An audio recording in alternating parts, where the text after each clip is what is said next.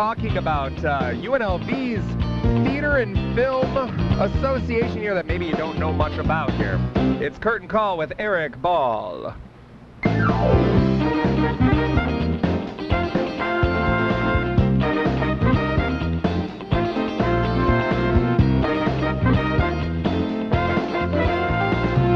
Hey, welcome to the show. Okay. This is Erik Ball, and you're listening to Curtain Call. And with me, as always, is Glenn Heath. I don't rhyme with your name. I know. We need to get you a last name that rhymes with Call. Why? Curtain Call with Glenn. And Jamie, who is small. And Jamie, who is Right. And then our co-host for today is Jamie Woodard. Thank you for joining us, Jamie. Thanks for having me again. Yeah, and you know, in the studio with us right now is Ashley Bufkin from the African American Student Association of Theater and Film at UNLV. Hi. Hello. There, you got to swing that microphone around. And then sitting next to her is Troy Tinker. Now, Troy is going to be joined by Kellie Wright later on to talk more Sweeney Todd. But I told him, I said, don't sit out there. Come on in here because we like Troy Tinker. So welcome back. Well, thank you. It's good to be here. I missed the memo on coming an hour later. So, but that's good. I'm in good company here. It's good. Whoa, what's that noise? That is very cool. Hold on, that's me causing feedback. There's like dogs outside going. Yeah, sorry. Oh wow. But anyways, and I thought it was appropriate that Troy joined us because then we have a full hour to make fun of how horses' voice. Oh, thank you. No, man, that Sondheim stuff's beating you up.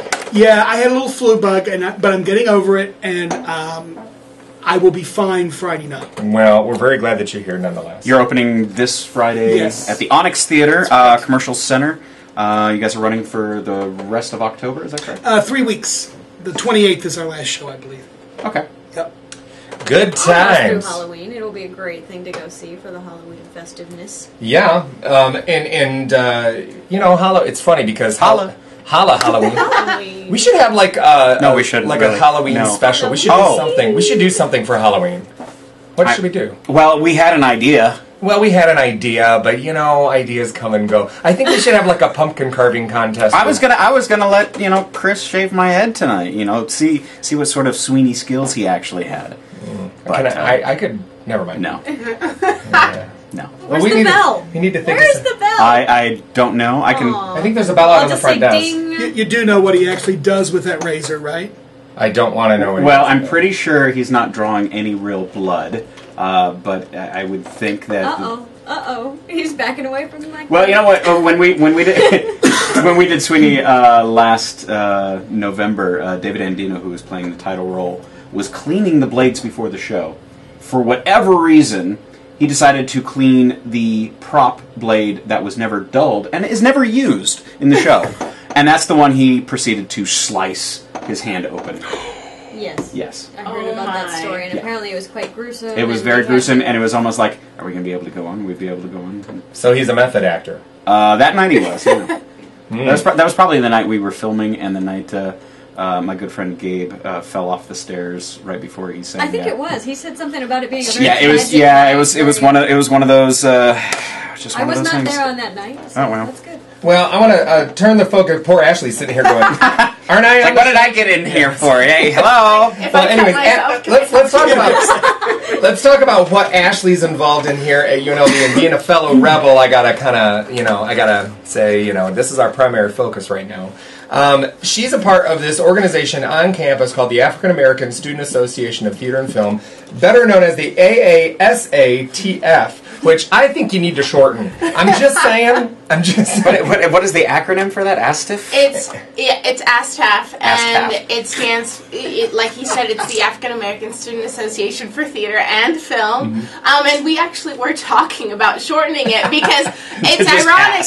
Yeah, because we were at like I don't want to say a career fair, but it was kind of like an introductory kind of fair for everyone to come and get to know all the different organizations on campus, and it was hilarious because you would have people kind of walking by and they'd see our banner, and if they weren't African American, they'd kind of like look at us like, I don't want to approach them.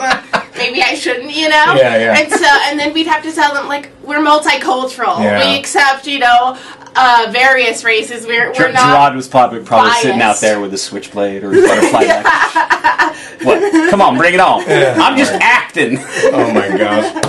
Where is Gerard? He's supposed to be here. Yeah, I think he couldn't get out of work or something, so we'll give props to Gerard and say thanks for putting this together so that we can have you on the show. And if you're listening right now, Gerard, my daughter is very upset that you're not here because Olivia is interning today because Kellie is at a choir concert. At a choir concert, and so my daughter's here doing absolutely nothing, which is what interns. She's staying out of the way and being quiet, and she's doing something. That's good. It's very important. Well, let's talk just a little bit about what the AASATF. Wow, if anybody can say that, they can be a part of the association. That's all I gotta say. The AASATF. Yes. Let's talk about, because you have an event coming up. And it's a play that is free to the public. And what's cool about this is that if you're a K-Shop listener throughout the course of the week and you regularly kind of tune into the auction show, we're going to have vouchers for you to win and obtain that will give you front row seats to this thing. So yes. it is a free performance, but these are guaranteed you front row seats. That's right. And where's it at? Over at UNLV. And what is it called? And what's it all about? Just give us the acronym.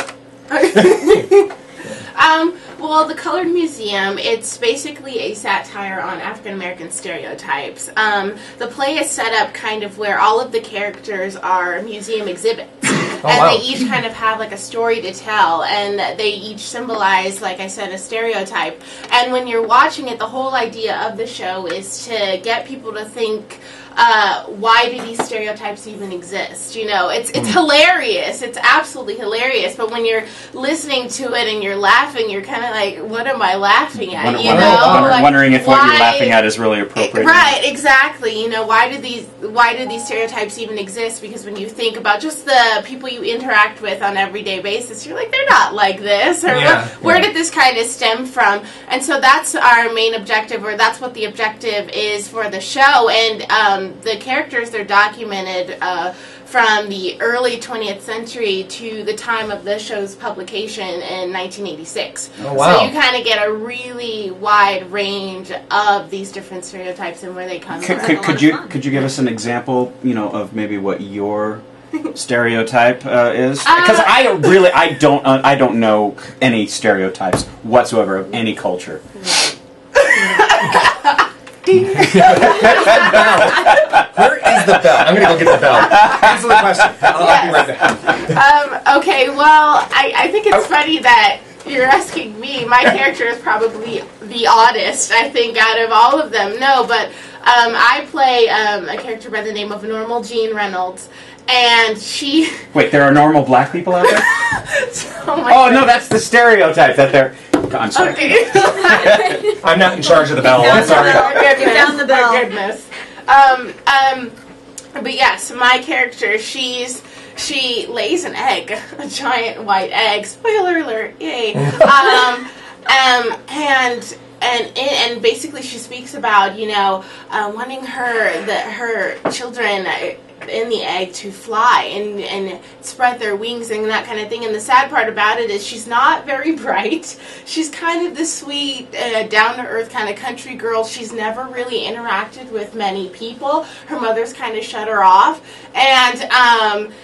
And I think that the character, it symbolizes just, that young teen, that young girl who gets pregnant, and she believes, who doesn't have much education or background, and she believes, my kids, they're going to grow up and they're going to be this amazing thing, this thing that I couldn't be. But even though that sounds really serious, it's hilarious, especially... Well, that's the type of play that I love the most. Yeah, exactly. Yeah, I was going to say, the moment you lay an egg on stage, I think the fourth wall is broken. Yeah. It's like those comedies that are like ones that after you laugh, you're like, oh, should I have laughed? Right. Then you start thinking, that's the best type of comedy, I think, because anybody can make a burp fart joke, But to actually lay an egg and then walk away from it going, well, why was I laughing at that? Right. There's comedies.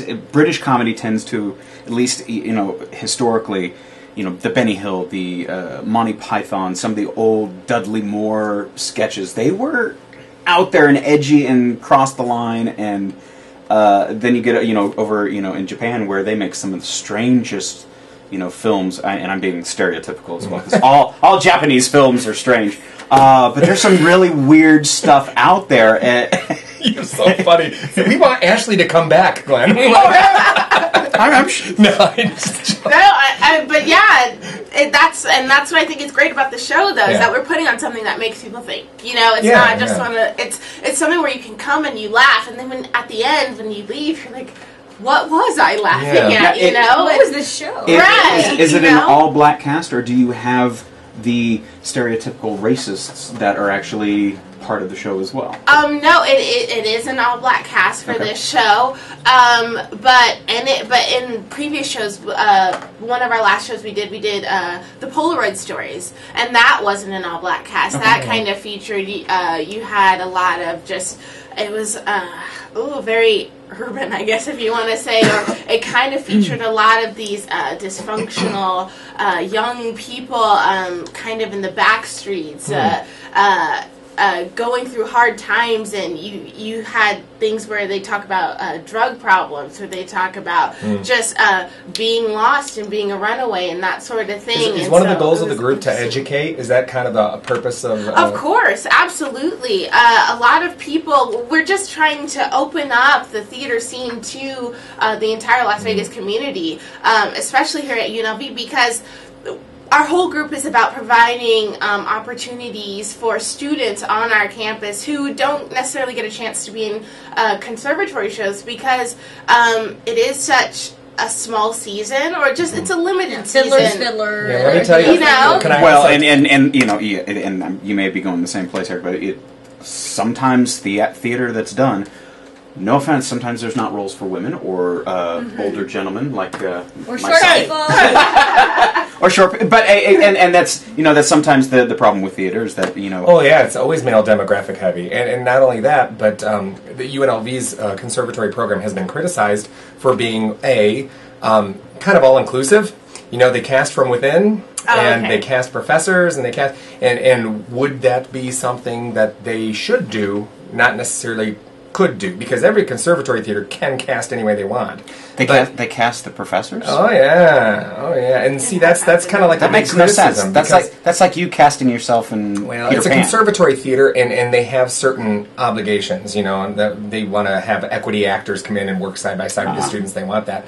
But it's an educational environment. And I'm not saying that this is my criticism, okay? I'm just saying that people have criticized the program for saying, if you have a 5-person cast and the lead is the professor of theater or something, it's kind of like, how does that serve the student body as far as gaining experience? It doesn't. It doesn't. It gets to show the students like, well, guess it doesn't matter how much money I give this school for my education. They're going to give the role to somebody. Actually, it's a great life lesson, because that's actually how it works. In a real something? It is, but at the same time, I'm a big believer of, especially being a high school theater teacher, it's very that should be a time to educate first, right? And then it's okay to give life lessons, but it's in the process you need to also kind of pad that as far as offering that soft place to fall for the students who are still passionate but gaining that experience. Is this a reason why this was organized in 2009? Is this the reason why your group was organized? Just to maybe kind of give another opportunity? Yes, that is basically the central reason for the group. We founded it because we realized that a lot of people in not just the theater department, but even in the film department, didn't get a chance to display their works, in the university, or it wasn't really known. We wanted to provide an outlet for them, and just kind of merge, I guess, the two departments, because we realized the lack of connection, and the film students have a preconceived notion about the theater students, and the theater students the same for the film, and so we wanted to eliminate that, and we wanted to give everyone of all races the opportunity to come do your show us your talents here on our stage, and not just on the stage, but we offer a wide range of avenues that you could be a part of our group. We're looking for playwrights, for costume designers, directors. If you've never directed before, you can direct a show. We're all just about providing that opportunity. Opening it up, no borders. If you want to do it. We are all for it. And are most of the students that are involved theater or film students, or is it open to any UNLV student? It's open to any UNLV student. Awesome. Even That's if you've never fantastic. acted before, you are more than welcome to come and join and be a part of it. If you're just now joining us, we're talking with Ashley Bufkin from the African American Student Association of Theater and Film at UNLV. And her organization here has a show coming up called The Colored Museum, October 18th through the 21st. I can't wait to talk to you a little bit more in depth about how you got involved and where this is going to be going, but we need to take a quick break, and we'll be right back with Curtain Call with Erik Ball. Hang tight.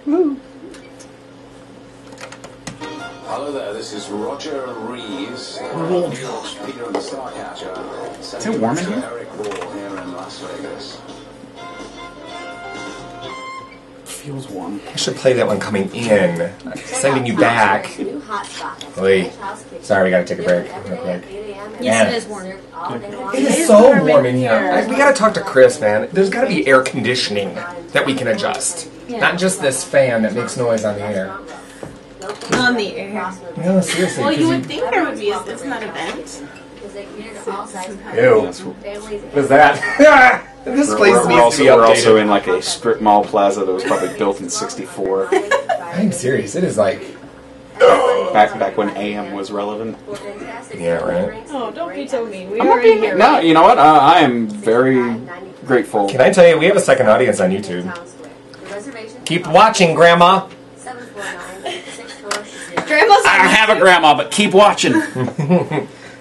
I worked in radio. We need to be able to afford another camera. This is what we had. Of course, now it's all up. Yeah, no, they need about 10 years of updating around here. No offense, I love K-Shop. If there's any way I can help, I'll be here putting the grunt work in.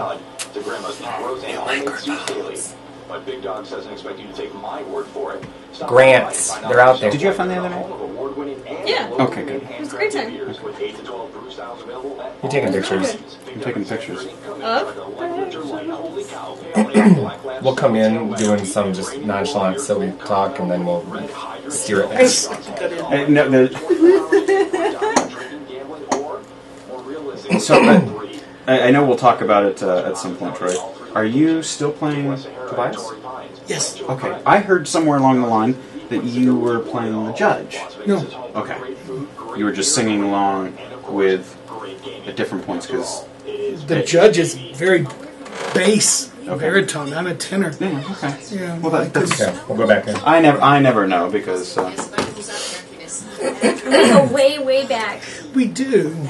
And I'm so happy to see you. We did Oliver in '95. oh my I god, was Bumble. That's where I met David. I was Oliver. you were Bumble. She was Oliver. He was awesome as Bumble, too. Oh, He's awesome awesome anyway, thing. but, you know.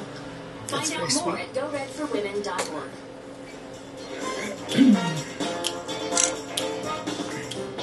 This is Maggie Mueller, Janice from TV's Friends, and oh my God, you're listening to Curtain Call with Erik Ball.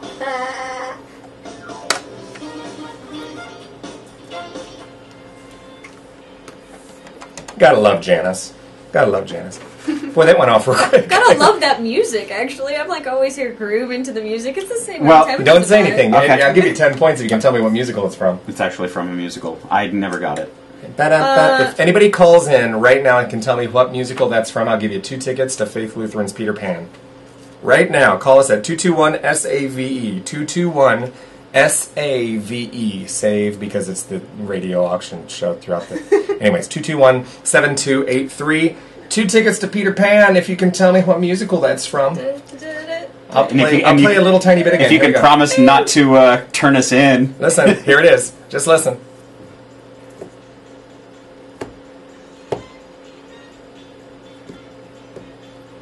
It does sound a little familiar. I noticed you left your hat on, Eric. Yeah, you know, whatever. It's one of those days. You know. No, it was just a We should just leave subtle this music reference. running throughout the whole show, just underneath. No, it was a clue. It was a hint, sort of. Kinda. Kind of. Kinda. Anyways, moving on. So if you give us a call if you know it, we'll keep it going. We'll keep it going.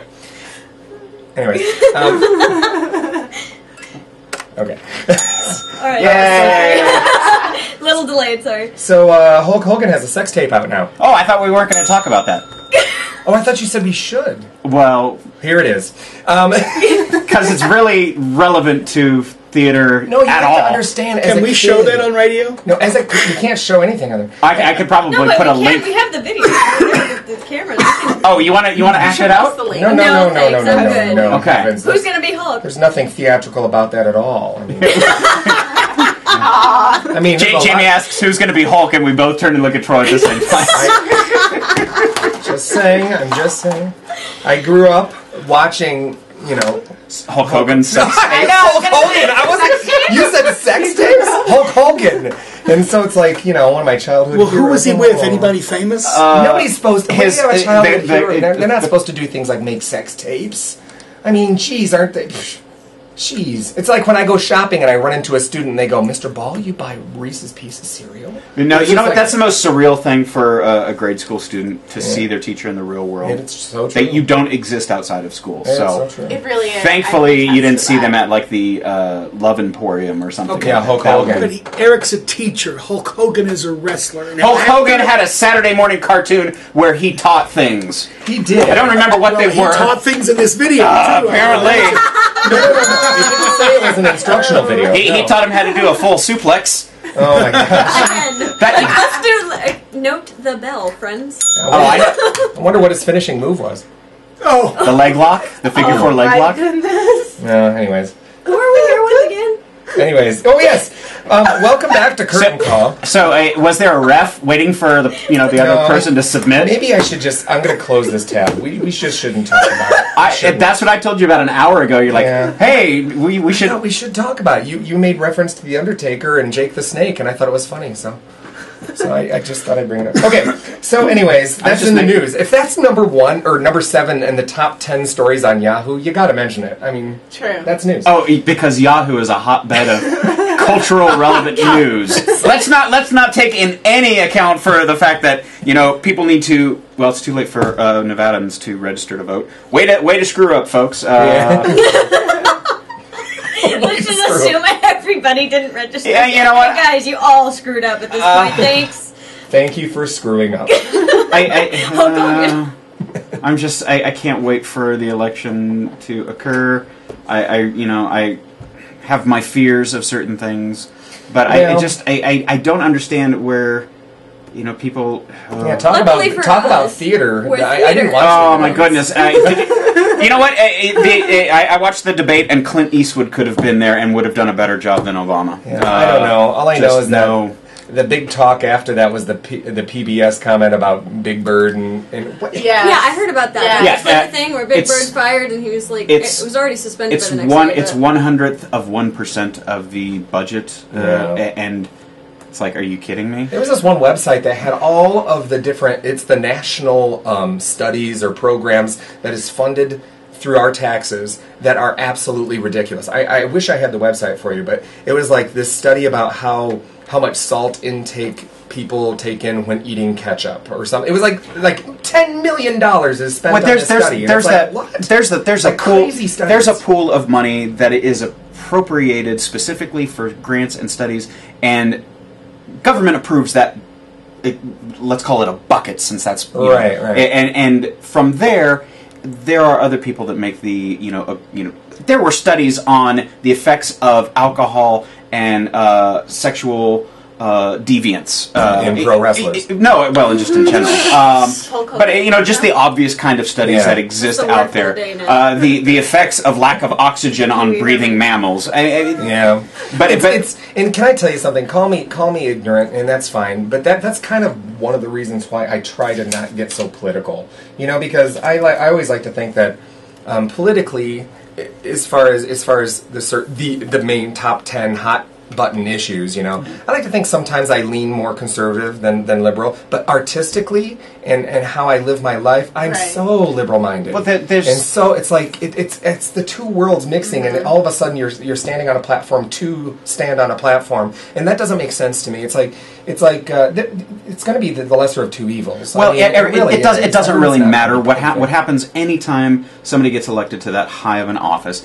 They start on one end or the other, really conservative or really liberal. By the end of things, they end up in the middle, and it's the same thing no matter what. Troy wants to say something. All I have to say, and I am quoting best little whorehouse in Texas. People don't understand how politics works no better than pigs understand kissing. This is very true. It's an easy decision for me because I will not vote for anyone who wants to take away my right to marry. And I know that's not what we're here to discuss, but No, can I the tell you- microphone's in front of me right now. It's a hot button issue. And my though, partner Troy. and I have been together 17 years. We cannot marry. In this state, it cost us more to buy a house. We had to come up with more down payment because we were two unrelated men. 17 years. You've lasted longer than I did. And we did a civil union in Vermont to make a statement, but it has no legality here. Right. Now, we do have a registered domestic partnership here, which has helped. But I don't want to sit on the back of the bus for anybody. I'm Right. sorry. And we already know that separate but equal doesn't work. We've been Right. there, done that in our own history, let alone and anybody else. and still going through it with women's rights. There's still, sadly, there's ageism, racism, sexism, you name it. And I'll make fun of stuff, but I'm completely serious when I have a degree in political science, and I hate and love this time of the year because I sit there and I don't study the reports that come out because I know that it's a bunch. Most of the politicians in Washington are lawyers, and there's a reason for it because they can play both sides of the legal issues, and it doesn't matter. They're not. None of them are there to serve the public interest. They're there to serve their own interests and get a nice, cushy. What was that movie that recently came out that had George Clooney in it? And I was Was thinking it Will the Ferrell Ides of and March? Was it that? Ides of March? I think it was. With Ryan Gosling? Yes, that's the one. Oh That's yeah, the and one. it was kind of a play off Julius Caesar, wasn't it? It was loosely based on that. I didn't even Yeah, it notice was that. loosely but based yeah. on Julius Caesar, and wait kind a of- spoiler alert. Well, no, it was. No, I don't think so. Because, It was loosely based on Julius Caesar and kind of showing how today's political, situation is very similar to that of that era. I sincerely, believe that the two-party system is very outdated. I honestly don't even see what the point of a two-party system is. It's The points are irrelevant anymore. Yeah, It was there's the it's such. communication and banding together, and now we're in a I political. saw, And I saw a meme on Facebook that showed Drew Carey after the thing, and it said, the political debates where the points mean nothing, or something like that, and it was like, whose line is it anyway? Well, and it's it's frustrating, when you get the higher ups in a certain party saying, our main agenda is to make Obama a one-term president. You know what? That tells me right away that you just don't care. Right. Or you're just too ignorant. And whether or not Obama deserves a second term or not, that's up to the American public to vote for people to go vote for. Well, 17% that actually go out there and have a driver's license, can register and go and actually vote. Well, and here's the thing. Like I said, I don't consider myself terribly political, and I don't like to wrap my brain too tightly around, every time a political ad comes up, or every time, it's like if you wrap your brain around every little tiny avenue of this election, it's going to weigh on you, and it's going to be ponderous every moment of your life. Unless you really, really want to get involved, I think it's important for you to... I think that's the main... Yeah, I think you either need to get involved to the point to where you have like stability to stand on when you have a voice, or you need to at least educate yourself as far as what you believe in and apply it accordingly to what the candidates are saying. Because here's the thing: I do think everyone should vote. Okay, I do think even the people that believe Mitt Romney killed Osama bin Laden, because there are people that believe it. Well, I'm sure. I don't know how. I'm sure. I don't know how. People think that there's weird things. The whole voting thing is actually a reflection of the health of the country. So if there are more people that believe that than not, then that will make a statement of something worldwide of what we actually probably are evolving into as a country and what probably needs to happen. If there's a downfall of a country, I'm sorry, that would be a good reason for it. And so because our education system is 75 years out of date. Go to education, please. Oh, why? Because three of us work in education. Three of us work in education, and we will not have anything for these lovely people to actually chime in on. Well, my partner's a retired teacher, so yeah, I hear you. We'll be here all night. We'll just have to do one of those episodes one day. We're gonna have. And you're a student, so yeah. Absolutely. Troy's the odd man out. It's okay. It's okay. School of Hard Knocks, baby. Wait, are we back on the Hulk Hogan tape? No. I just am saying the whole political thing. Just make sure you vote. It's very important that you vote. But I also think that even if you're an ignoramus like me and don't know all of what Obama stands for, all of what Mitt Romney stands for, maybe just take a little bit of time and try to educate yourself across many, many avenues. Don't pick one news reference. Don't pick one thing, because those are manipulated. They're manipulated like crazy. MSNBC is very liberal, and Fox is uber conservative. So as much as I roll my eyes at those political ads and things, every now and then, especially during this time, I try to turn the station to the news and just try different stations, different newspapers, and try to educate myself. I truly, if I can interject, was amazed when I was in England a few years ago, because the news over there was so different than the news we get over here. How so? Well, when Tony Blair resigned, it's like I was there when he announced he was going to resign in 2 years. I'd known it for 2 years before he actually resigned, but we never heard it over here. Yeah. People over there did not like the U.S. during that period of time. I got to the point over there I just let people think I was Canadian. It was during Bush's second term, and people would walk up to me, "Why'd you vote for him?" Well, I didn't. And apparently a lot of people didn't first time. Anyway, I didn't either. The mood over there was. You want my soapbox? Here we go. No, the mood over there was so different, and you really have a better view of how other countries view the U.S. And we are backward in many, many ways. I love my country. Don't misunderstand me. No. But when we have someone who's really taking efforts to move us forward, are there going to be growing pains with health care? Hell yes. Exactly. But, people talk, the Canadian system doesn't work. Most Canadians will tell you their system does work. And I know when I was in Canada on tour with the Lipizzaner Stallions, you could not get a flu shot in the U.S. Do you remember the year you couldn't do that? You could not get a flu shot in the U.S. I went out after the show to have a cocktail with a coworker. And they were giving the bartender said, "Go to the back room. They're giving away free flu shots." I said, I'm not Canadian. And he said, "It doesn't matter. Put down the bars and address." And I got a free flu shot in Canada just because I was in Canada. Hey, welcome to Canada. Have a flu shot. And a drink. Have a beer, some back bacon, and a flu shot. Well, we know what color coffee cup Troy's going to get at 7-Eleven now. Yes. Well, I think everyone in this room would, and most artistic people are of the frame of mind, do your civic duty, be responsible. God bless you if you want to vote for if you want to vote for Rosie O'Donnell in the Peace and Love Party, because she is actually the presidential candidate for the Peace and Love Party, which has been around since the 60s. Wow. Yeah, she did not get the libertarian. Really? But last week I was talking about the New Whig Party, WHIG, and that's a real party, much like the Libertarian or the Green Party or Peace and Love Party, whatever that is. That basically, it's like peace and love. That's all we want. That's a party I want to go to. Their agenda is very simple. We just want to love. Hulk Hogan went to that party. Yeah. But regardless, I have friends that are just like, oh, I don't like either candidate, so I'm just not going to vote. That's irresponsible. Here's the thing, though. If you're gonna, I think it's important that if you just gave away your vote when you do that. Well, here's the thing. If you believe strongly, I mean, Troy was talking about how it's affected his life. These particular issues, and I make them very trite by saying they're issues.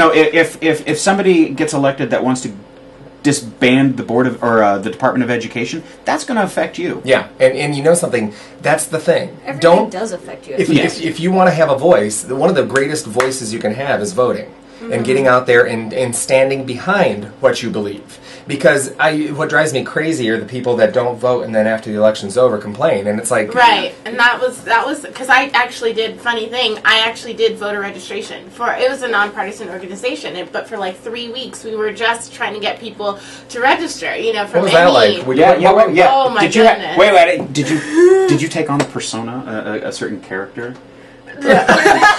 You should have practiced, man. That would have been fun. Actually, it's super funny because it was me and a few other friends, and I'm kind of grateful that I am a theater major because just around campus, I mean, the most awkward thing was being at a DMV, and you had those people that were around that were also trying to get people to register, but they were taking polls too, and they would intimidate other people by going, "Hi, quick question for you: are you for Obama or Romney?" And they'd be like, I don't want to answer that question. Like, I'm not gonna say, And then I'd just be there, like, "Hi, are you registered to vote?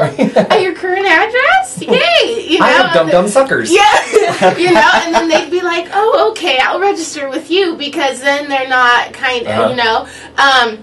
But on campuses, it's really interesting because I would travel to several ones, not just UNLV, but like CSN and all those. And then we've had them down at the Henderson CSN campus for months. Yeah, and just the amount of apathy that I saw just at a lot of those campuses. But then you'd have other students.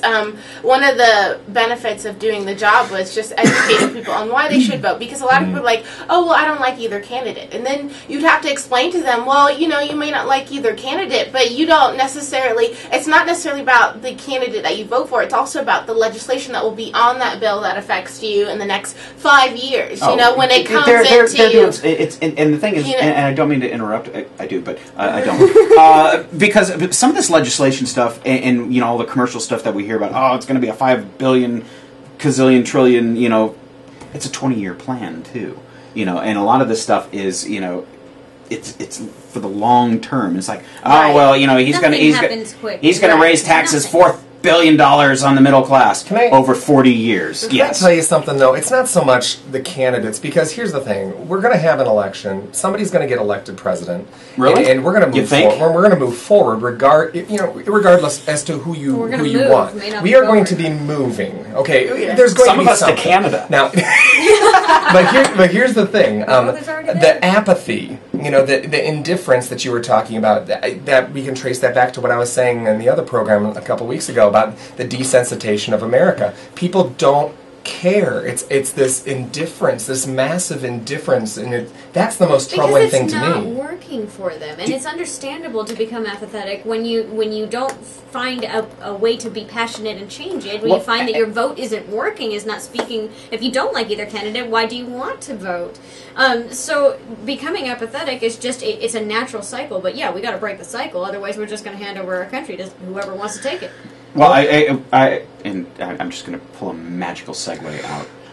Do you think that because of the lack of education in arts encourages some of that apathy? Well, I will say this: that was nice. Yeah, as a theater teacher, I get them out every once in a while. As a theater teacher, I find that students desperately want to express themselves, but they sometimes don't know how. Well, you're at a school where they're at that awkward age. They don't know how to do much of anything because their bodies are destroying. Well, and because of technology and how they're raised, they spend their entire lives in front of a screen of some kind instead of looking people in the eye, so they don't feel they have to. It's like I tell my students, I was like, when you get upset about something, I would rather you like I give you a big giant assignment or something. I would rather you be posting it on Facebook. Mr. Ball just gave us an assignment. I'd rather you be furious or mad or upset or sad, or I'd rather you be furious but still do it.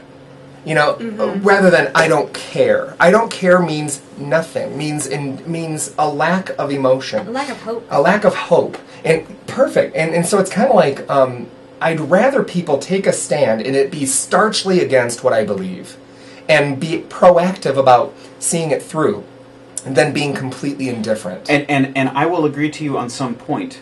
I do not care for, and I know that there are plenty of individuals out there that will take those stands on no other ground other than that's just what I feel. No education involved in it, and that's what frustrates me. And there's a trend over the last 15 years, especially with technology, that there is more information out there, which does make it better for the next generation coming up to have more at their disposal to make informed decisions. Right. The problem is there are so many, and it's not just you don't know who's posting what. Well, you don't know what's real. And you don't know what's true. You don't know what's real. But you also have some stuff that's been ingrained into kids for years and years and years and years. I'm sorry, there should not be a single woman in the United States that believes that the government should dictate what they can and cannot do with their bodies, Bravo. regardless of what you interpret by me saying that. The fact of the matter is, it's not relevant. And here's the thing. It's funny because I was just going to say the information that's out there that you talked about that people should be. It's hard to differentiate what is good information because my students, they get their information about politics from The Daily Show and The Colbert Report, which is actually some of the better and can I tell information. You something? It is, but it's mixed with satire cleverly that it's like, what is true? What is what? I think comedy is so important because it's what brings us together. I think tragedy and comedy brings us together. But if you think about it, 1975, 1976, 77, 78, when Saturday Night Live first came about, and the Second City was big on doing satirical sketches about politics. That's most of what their stuff came from. And the same thing applies today, but we're seeing it with the Colbert Report and the Daily Show. And they actually have some of the more... yes, they both tend to be a bit more liberal. That's fine. Most comedians and artists are liberal. It just tends to be that way. Most business folks and most, blue-collar workers... I like how you said business folks. No, but I think that people get wrapped up in the issues actually a little bit too much. It's not necessarily about the specific issue. The specific issue is, yes, what you're voting on because it affects your life. But this whole free country is free because of the level higher. It's the ability to have an opinion. It's the ability to have an issue. Yes, but if you met somebody today that their staunch opinion was that the Earth was the center of the galaxy, and there could not possibly be the existence of life at all anywhere other than the planet Earth. And that's because of the mythical being in the clouds that's controlling everything. That's it. That's all there could be. No dinosaurs, or they were around 4,000 years ago. I mean, I'm sorry, if I offend. Right. Of course they do, but is it? Everybody has an opportunity. That's not unlike the public schools in some states that are forcing them to teach creationism alongside evolution, or still calling evolution a theory. Those are the things that hold us back. Can I tell you something? I know. Here's the thing. I was just going to say. Home and native land. To Toronto. Troop. That's why I like. Can I tell you something? That's why I like my school so much, and I'm gonna give it a quick plug here, and kind of hopefully segue to back to what we were talking about. Ashley, I'm sorry, but Faith Lutheran is great because it's a Lutheran school. It's a Christian-based private institution that accepts anybody who wants to go there. Okay, we have Catholic, Jewish, we have all kinds of students there. And the thing is, in the religion classes, they teach not just about what Lutherans believe, but they teach about all other world religions as well. So that we can all kind of, Yes, but let me argue, having gone to a religious college, I went to BYU, and there were a lot of classes that did go that way. Oh, sure. The idea was that you have a choice. If you want to come here and partake of these goods, you get to follow these rules. Oh, sure. And no matter what you do, you, as a teacher, regardless, are teaching from your perspective. Oh, of course. So anything that you believe... School. Right. That's any school. Right. It always gets filtered through the individual teaching it, sure. Oh, sure. So, I mean, I'm sure that it is very open. I've worked with your students before. I love what the school is about. It is a warm and nurturing environment for education and for theater as well. But here comes the but. Well, the but is that it still goes back to we still have a choice. Oh yeah, and here's the thing: it's a private institution, so it's the student's choice or the parents' rather choice to enroll their student in there. Yeah, and that's where it becomes: is it a choice for the student? No. Well, and here's the thing. It's the choice for them to participate. We have a chapel every week, and we expect them to be respectful in chapel, but we don't require them to participate in the singing of the hymns or the saying of the pledge. We expect them to be respectful, just like we expect everybody else. Well, no, but when you're paying money and you're sending your child to a parochial school... Right. They can be indoctrinated into that doctrine. I'm Catholic, but I still don't believe that in a public school these things have merit. And that's a good argument. I grew up in Arkansas in the 70s, and I went to a school where, and I pleaded. I had a teacher who skipped one chapter of history. Her Right. name was Mrs. Stark. Very appropriate, by the way. If you're listening, Miss Stark. Yes. Like us on Facebook. And, We hit 200, by the way. No, I would imagine her life is devoid of any theater at all. But anyway, she skipped a chapter because it talked about the formation of of the different religions. And she said to a public school class that we all, it erroneously said that the Catholic Church was the first church, and we all know that the Southern Baptist Church was the first church. So I raised my hand. Of course you did. And proceeded to get spanked. And I wasn't Catholic at the time, by the way. And I said, how can you say that? If the book is wrong here, why do you think it's not wrong in other areas? If you don't like the way I teach my class, Mr. Tinker, she said, then you can leave. And I did. And I walked home. Was this a private or public school? It was a public school. Public school. In Valonia, Arkansas. Population 413 people. Arkansas. And I told my mom, I said, I don't want to go back. And I told her what had happened. She went and talked to the principal. I went back long enough to get accepted and get a scholarship to Swanee Academy in Swanee, Tennessee, which was an Episcopal boarding school. Best thing I ever did. That same year, they fired my favorite teacher for letting the junior class read 1984 by George Orwell. They said he was teaching communism in the school. Again, everyone is entitled to their opinion. Oh, no. Here's the thing. But you're not entitled to your own facts. How about that? And one thing that I'll always say about faith is that everybody always has a fear of being indoctrinated into something. Okay, that's kind of one of those things that we always are. I mean, the social media indoctrinates students and tells them how to be, right? And that's a big problem, I think. But I always argue that even if you're not Lutheran and you go to Faith Lutheran, I'm standing behind my school because I love them so much.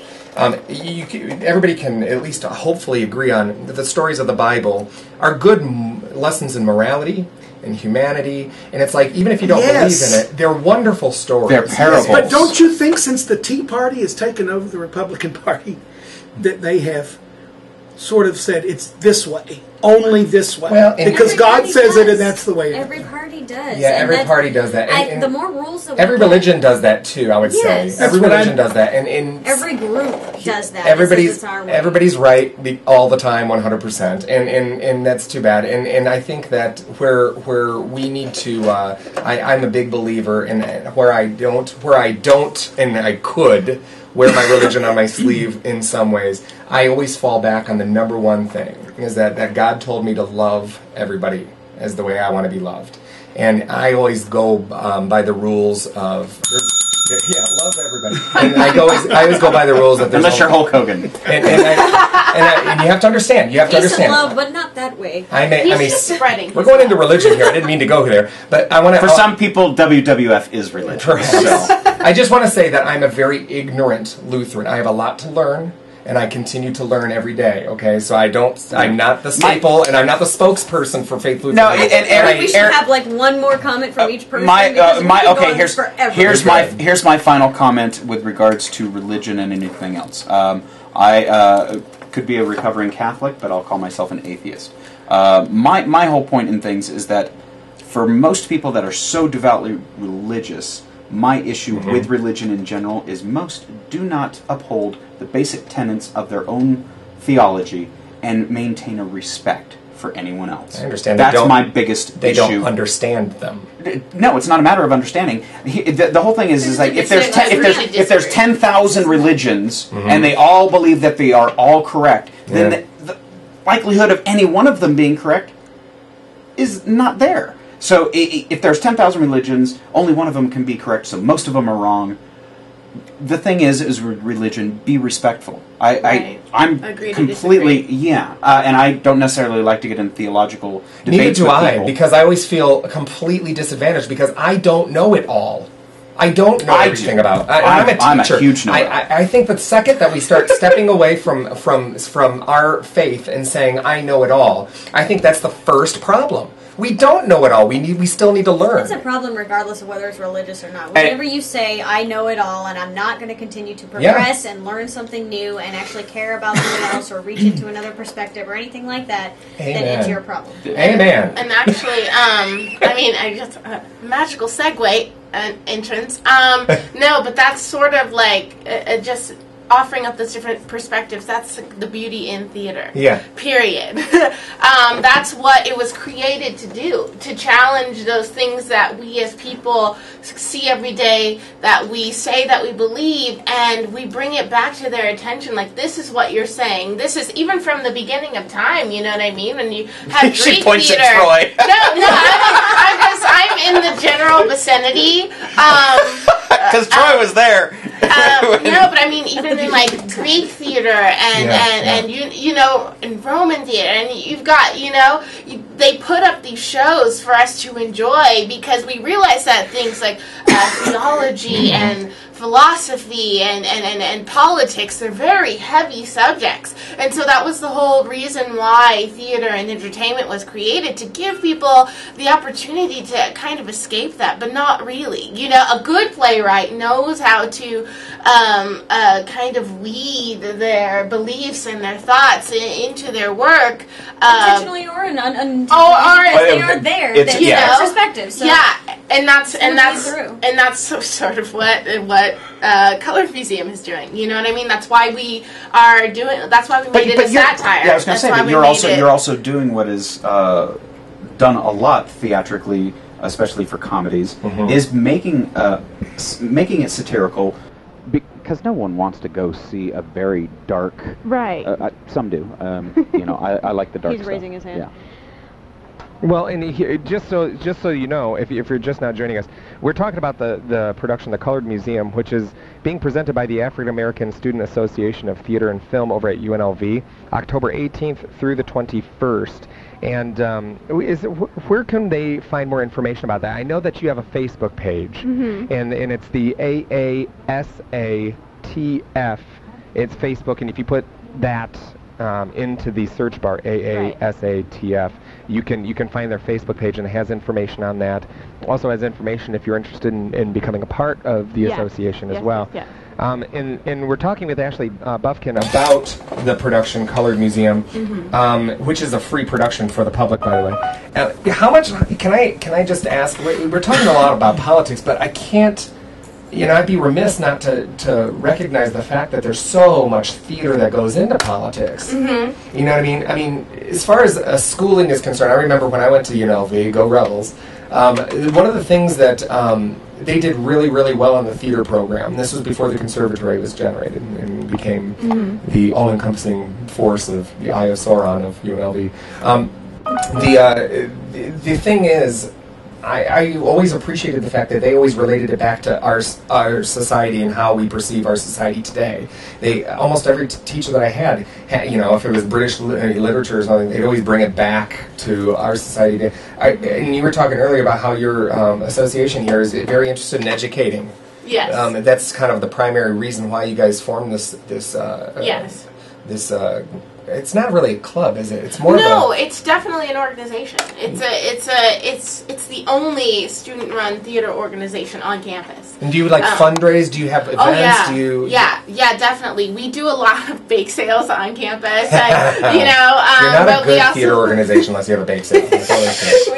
We do that. We do garage sales too, where we have and the beautiful thing about our garage sales is we'll have people not just from the theater department, but from dance department, and just people who have things that they want to get rid of. And those are the best things. They bring it to us, and then we have a massive garage sale, and people can come out and they purchase our things, and awesome. We bargain with them and that just to raise money. But our whole purpose is definitely to educate people and to open up the theater scene, I guess, to all people. And the beauty about it, how we educate people, is through the works that we choose. That's why we do things.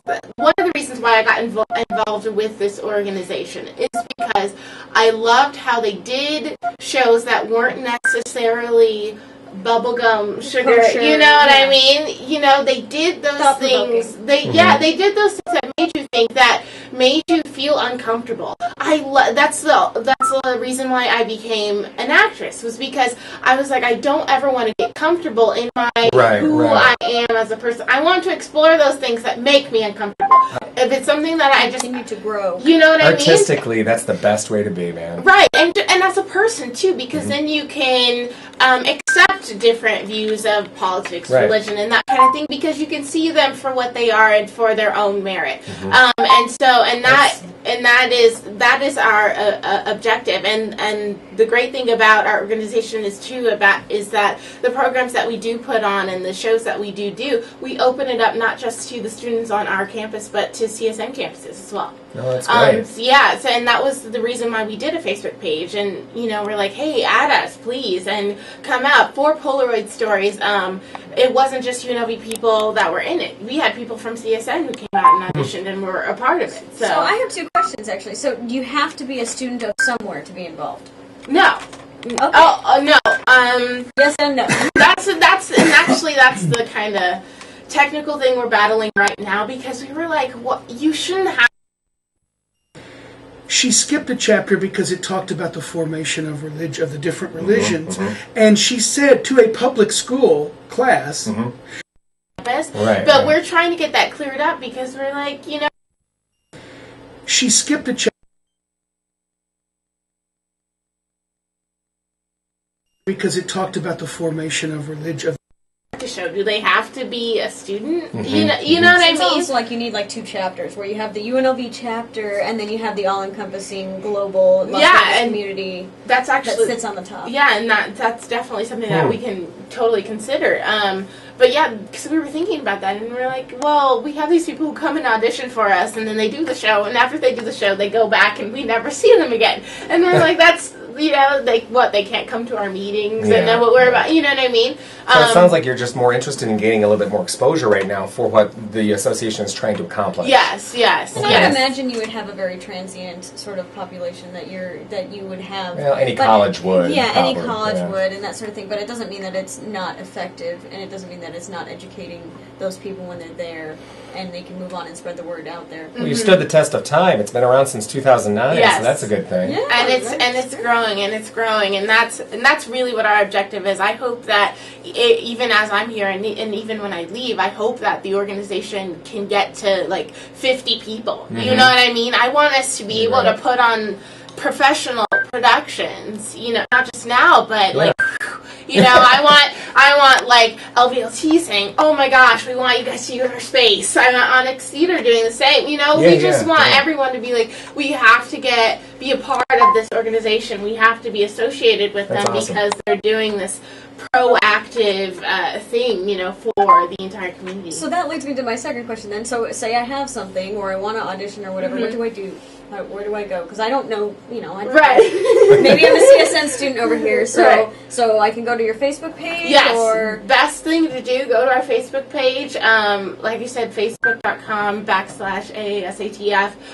Find us, add us. We're more than welcome to add you. We're not going to be like, no, you're not. No, yeah, we're not like that. We will add you, and we do send out emails, too. Once you put your email down with us, if you want to put your phone number, that's great, too. But yeah, we just try to keep you updated. We keep the Facebook page updated. And just send you a message and be like, hey, I have this work that you might be interested in, and you guys go through a process? No process at all. You're automatically just added on. If you're like, hey, we're having a meeting this Tuesday, 6:30, and you're like, great, let me go to this meeting, just to find out what it's about. We don't care when you stop by. And then if you can't find our organization, find me, Ashley Bufkin. I'll direct you to it. I'll be like, yeah, I know this person. They called in on the radio, and they found me on Facebook, and send me a message, and I'll. Yeah, I think the best way, if you know nothing about the organization at UNLV, it's the African American Student Association of Theater and Film. Probably the first spot you should go is Facebook, and check out their Facebook page. You can go to Facebook, and then in the search bar up there, put AASATF, and then ask to be added to that group, or ask to request information. That's the first place I probably would ask you to go. There is some information on the UNLV website about the club that I found as well, so you can organization rather. I want to differentiate that, of course. But we do need to take a quick break. In the meantime, put on your calendar October 18th through 21st. It's the upcoming AASATF production of the Colored Museum.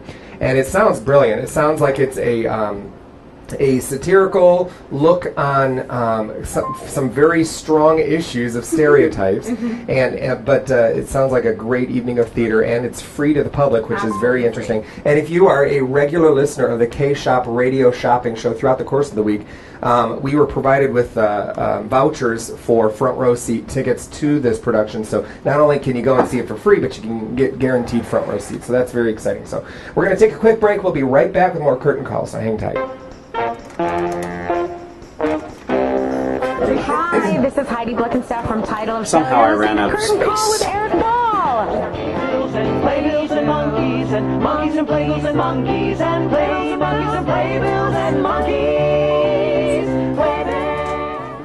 That was awesome. Oh my gosh, turn that fan on just for now. It is hotter than Can we holy. open the window? Irish, Is there no, open? seriously, this is ridiculous. Guys, it's hot in here. We're melting. Does this work? You know what? I opened it up. I don't know. An air shark? It's a remote controlled shark. Hey guys, so my mother just texted me because she's listening to the show. She said, Ash, stop with the us, Mom. Thanks, Mom. You're awesome. It's not even a very good fan, is it? Mr. Bamboo! Huh? It's not even a very good fan, is it? No, but it helps. Anything helps at this point. I'm so thirsty too now because of that. Oh, it's so funny because I don't really ever get frenzied or fevered about politics or... I was about to go off the deep end about 1984. That is the book that you have to read these days. I know. And they needed to read it then because that's the only reason. I was like, oh, shut up! You're not on the radio to talk about that. Well, don't get me started. I'm married to an English teacher, so she would go crazy for that. You know, she has this big, beautiful poster about all the books that have been banned and why they were banned and all the ridiculous reasons. And it's Oh, the Harry Potter books have been banned. I know, isn't there Did ridiculous? you go to the Uncensored Voices event about the library? No. I read in that. Oh wow. We did. It was we did. I didn't even know that was around. Yeah, banned books for Banned Books Week. We did. What? Yeah, that's You're on awesome. YouTube now, Livy. Car keys. What do you want my car keys for? Second on the car. If you want to stick What do you around want to go while for? we have Kelly on for the second hour, I would love to have you on, just to kind of be. Please lock it up. Interject every now and then. I mean, thank God. seriously, we love it. Sure. Yeah, definitely. I mean, I love this. Yeah, this is great. Come back again, too. Seriously, we love having you guys on. Yeah. Terrence Williams put on Facebook. Daniel Patrick Moynihan, you're entitled to your own opinion, but you're not entitled to your own facts. Amen, Glenn Heath. Yes, that was great. That was great. That was a great quote. That was a great quote. Well, it was not mine. I don't know. I didn't know who I was But quoting. can I tell you something, though? That's a great... It puts everything in perspective. It seriously does. We need another chair. We probably need another chair. Hi, Kelly! Bring in a chair! How are you? Grab So a chair. I ran out of hard drive space on this one, so the camera cut out. So we just got one? No, you know what? It was still... I don't know if I had it on the second channel, but I may have lost audio, so I'm going to have to do what I did last week, too. Well, that's okay. Yeah. That worked out fine. I was watching it. It looked great. Yeah. How are you? I'm very glad to see you. I got 10 seconds, so I'm going to give you a 10-second hug. I didn't know he was in here already. He got here early. Well, he didn't read the... I didn't read the memo, No, you didn't. You responded to it, but you didn't. Can we share mics again? And I asked her to stick around, just chime in every now and then if she wants, but Ashley, this is Mrs. Lovett. She brought some meat pies for us all. Hi. Kelly Wright. I wish. Oh, did you? I just want the list of guys. I was hoping... Ooh! Oh, yeah. Hey, icons. Nice. Show the camera. Whatever. Nice! Hold on. That's really great. That looks great. Hi, Kelly. Nice to meet you. You've never... Oh, we've crossed paths a few times, yeah. But it's just nice to refresh. Okay, let's do one more 30-second Mr. slot. Bumbo.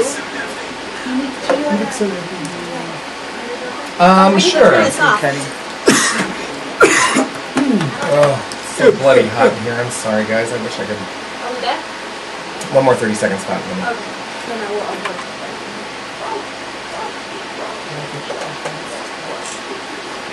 Oh, that wasn't pretty. I was like... Well, I'm getting all of you in the picture, so... Oh, okay. They're on the cover of a magazine. They don't need their own picture. The caption of this one is, "We're talking politics. What do I do?" That is the perfect look for. I got one every week of him like that. So. Okay, 30 seconds. Here we go.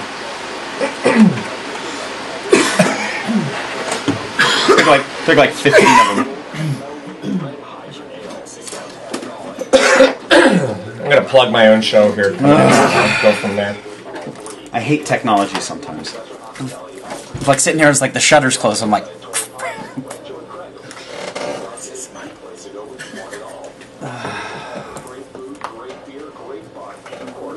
Great.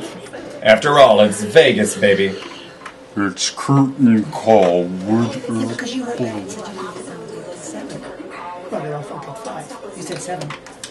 Welcome back, and real quick, I wanted to tell you one more time, the UNLV African American Student Association of Theater and Film, they're getting people out there and promoting this great production called The Colored Museum. It's opening October 18th through the 21st. It's on campus there at UNLV, and it's very, it's free, which is a great price, if you ask me. Is it family friendly? Does it deal with adult situations and themes? I mean, if it's dealing with racial stereotypes, I'm curious. But I would argue that students. She does lay an egg. You know. Yeah.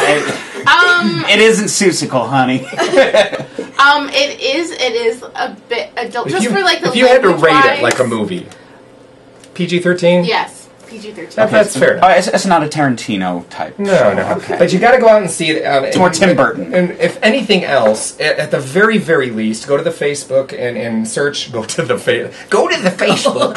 I sound like an old man. Go to the Facebook and in the search bar, type in AASATF. And kind of ask to join the group or find more information about what they're trying to do and their mission from there, because it's a great organization of people who are very passionate about theater and performing, and I really want everybody out there to give a little bit more recognition to what they're trying to do and give them a voice here in the community, and more importantly, kind of support their work. So. Absolutely. And part of the reason why we are having these shows for free is because we want to educate not just the people in our organization, but also those in the theater community. You know, we don't want you to have to pay to see good theater. You know what I mean? We want to make it open to everybody, so please come out. Awesome. And I'm going to segue real quick before we start talking about a very Halloween-y musical, because we're getting on the eve of Halloween here, and I really want to do a Halloween show. I don't know what we're going to do yet, but I really want to do something where we get all zombied up or something. I don't know. I'll bring in my... I like the pumpkin carving contest. What's that called? Theremin? Theremin, yeah. I'll bring in my theremin. But I do want to plug the show that I've been involved in. It's at Faith Lutheran High School. We're starting our season off with Peter Pan, and the cool thing about Peter Pan is that scary show. It's a very scary show. Just anyways, but this isn't like the musical that everyone is used to, the kind of cheesy, kind of melodramatic musical. It's been newly adapted. It's a play version, and it's all done in steampunk style. And it's got some cinematic moments in it because it's all underscored with music. It's very, very fun.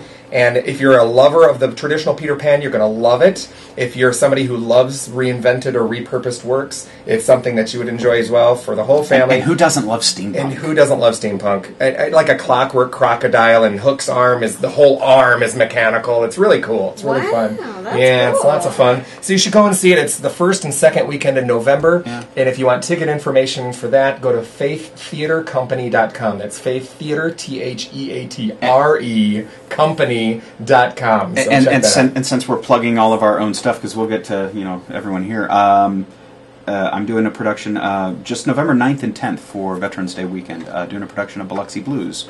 Neil Simon. South Valley Community Theater. It's going to be at the Henderson Convention Center. 3 shows only. And he plays Toomey. I get to play the role that Christopher Walken did in the movie. Sergeant. I was Donald Epstein back in the day. Yeah, you mentioned that. Sergeant, I want you to say ho. Just a regular ho. Not yes, just ho. Ho ho. Ho ho. Okay. Anyways. That's what Hulk Hogan said. That's what Hulk Hogan said. Wow.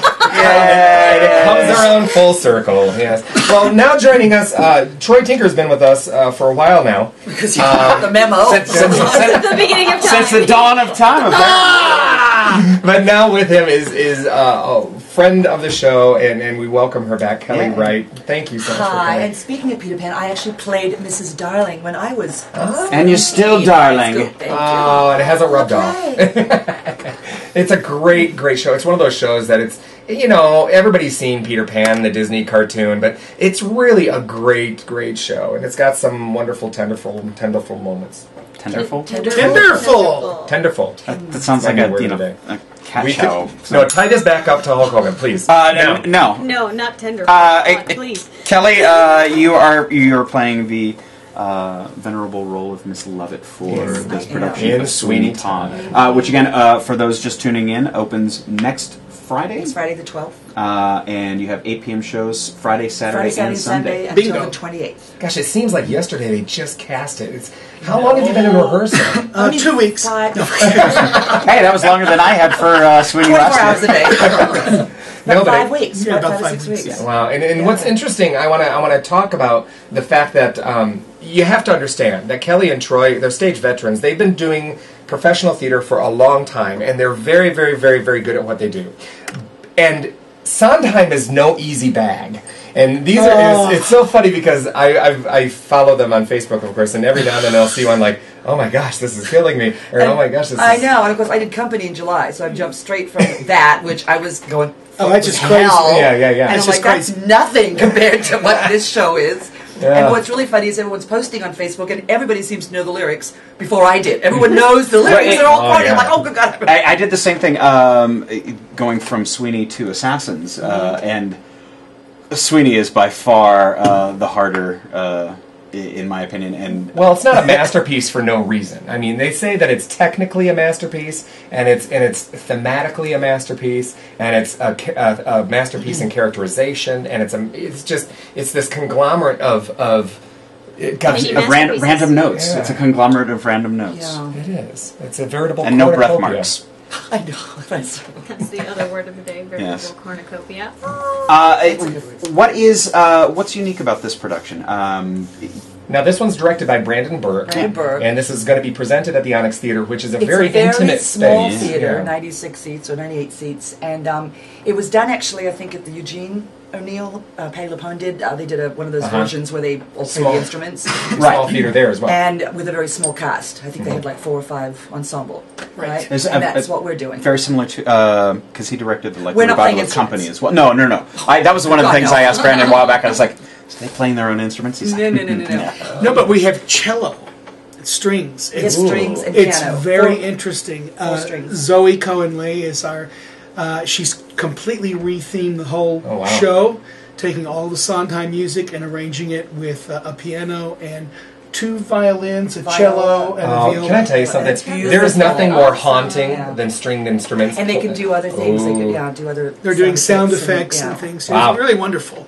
Awesome. And David Sanker, my partner, is actually doing the set. Oh, wow. That's fantastic. So it's an intimate production. Now, let's talk about your character for a second, Troy, because you're taking an untraditional route with your character as well.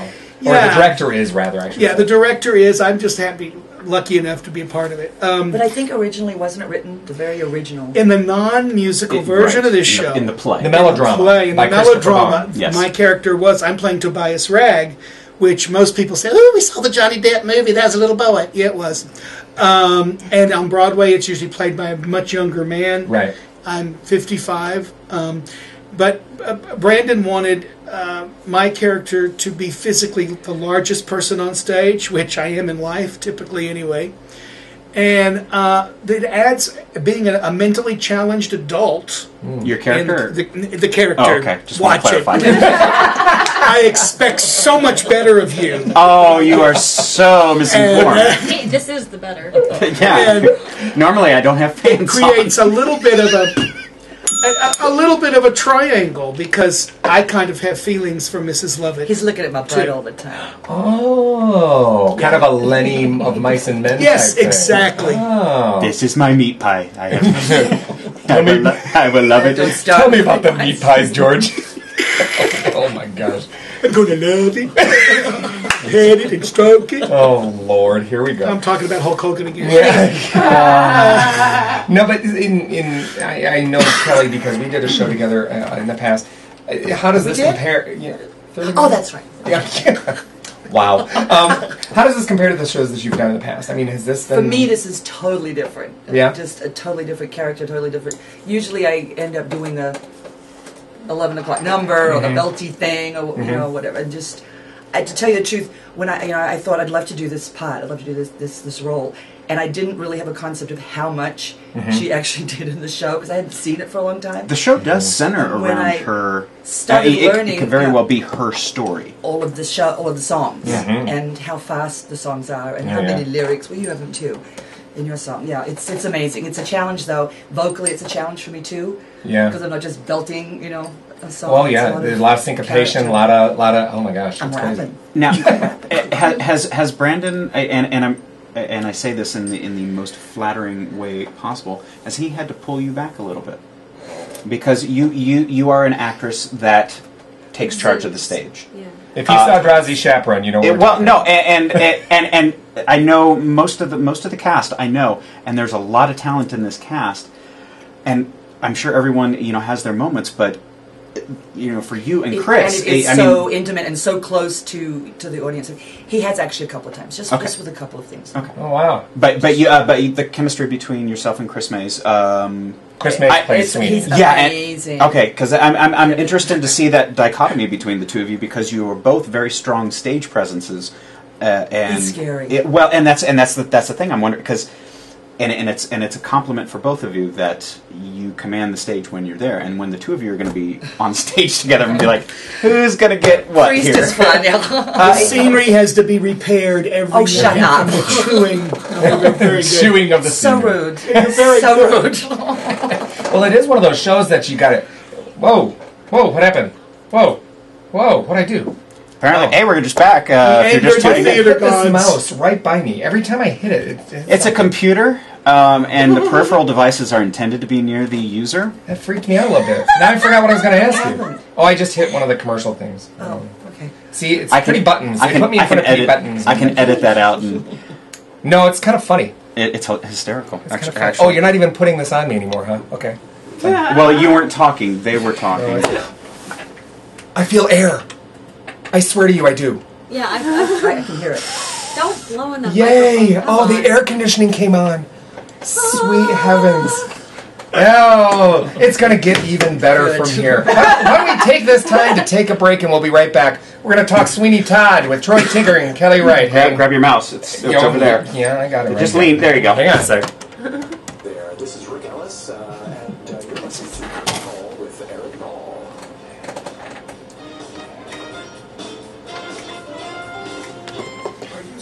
Do you know what that musical's from? The music? Our intro music? Hey, she doesn't hear it. Oh, she can't, you can't hear it? Yes. I can hear a little bit. Oh, Yes. okay. You get 2 free tickets to Peter Pan. I probably don't have a night to go, but See, I was hoping Chris was going to be here because I was going to have him shave my head. He has to work. Is there a rehearsal now? Like something for? No, they're moving the set tonight. Oh, okay. Hey, now It's is subtle, but it's there. Do you want me to I guess this is for our YouTube watchers. Is it a minimal set? Because I don't expect Brandon to be really doing a concert style, but No, that space it's kind of full on. lends. It's a big box thing. a rotating set. Of course, It goes around. of course it In is. the Onyx? Yeah. Yeah, well, it's. Did you not see Trailer Park? No, I didn't. Okay, David did miracles with the trailer. I was Park set. amazed by that Wonderful. set. It's Yeah, big. that's crazy. That turns around and spins, and Okay. the chairs on top. And That was very Well, cool. David's awesome. I didn't Yeah, even know yeah. it was a live band until they opened it up, and I was like, what the heck? Yeah, where pretty they, cool. Yeah, where are they putting Zoe in? Stage left. Okay, where they put it for Rocky Horror? I didn't see Rocky Horror there. So. You're like, yes. Right where the office, that space Yes. right by the office. Yes. Okay. Very cool. I gotta now figure out when I'm going to come. Yeah, I know. I want to go too. Well, I've got rehearsals for the next 2 weeks. So. Isn't there a matinee on one of the days? No, they do 8 p.m. shows on Sunday. We talked about it. We were going to do a Halloween show too, and we didn't have enough people who were 60 able to, like seconds. some of the musicians and people who could. Just one question for you. One question for you. Would you eat, drink, can't get played anywhere else. Big Dogs is We're all pretty the neighborhood brew pub and I'm museum. exhausted today, man. Baby back ribs and spicy Big Dog salad. To Grandma's I was Burgers. just so challenging. Everyone's been sick too. It's kind of ironic that Sweeney Todd's here. I came racing here from home, and I shaved real quick, and I cut myself 3 times. 1, 2, 3. 3 times I cut myself shaving. 3 times. Every time is opening the trunk and there's the fake blood in there now. When How's Mike doing with Kellie? Oh, he's great. Great. Is it? Okay. I've never heard him sing that style. Oh, so. amazing. Okay. He's really... Okay. And he slaps me around. Okay. It's great. You're like, Well, no. I love Mike to No, death. he's such a nice guy. And That's. He couldn't, and I kept saying, slap me already in rehearsals. Please slap me. He likes it. No, I need it. Need it, like it. What's the difference?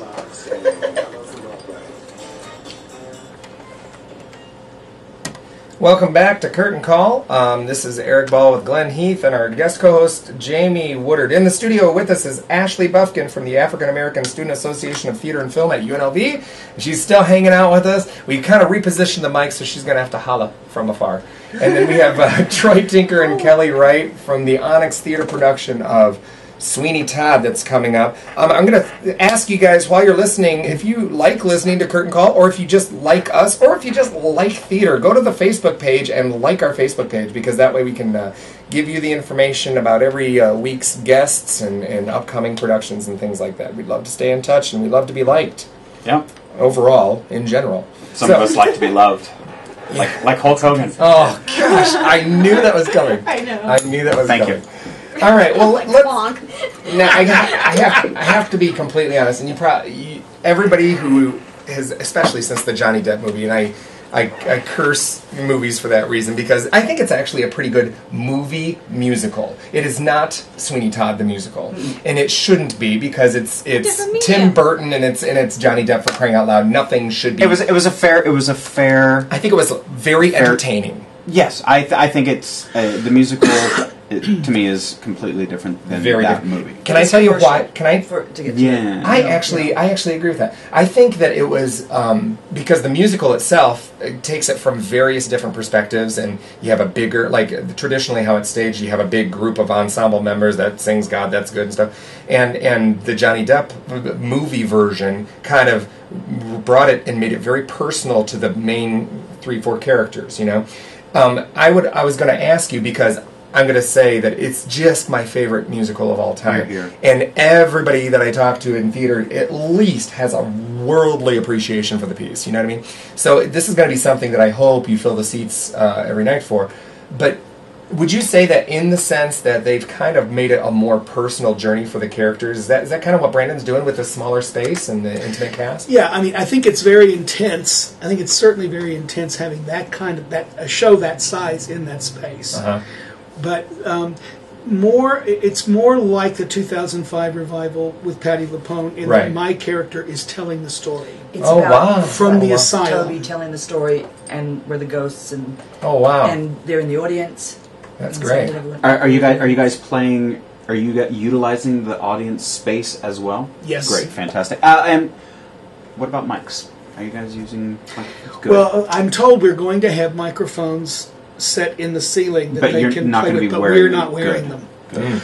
Well, that's good. Most of you shouldn't need them. No, that's but with a small ensemble, and I guess there's not really a whole lot of the softer songs, as you will. With the ensemble? Just in general with the show. Yeah. Assassins had a couple. Joanna, which one? Well, Joanna the song and Joanna the... No. The one that Anthony sings. The judge is singing Joanna as well? Well, they all do that. Is the judge singing the song Joanna as well? Yes. Because there's 2 songs called Joanna.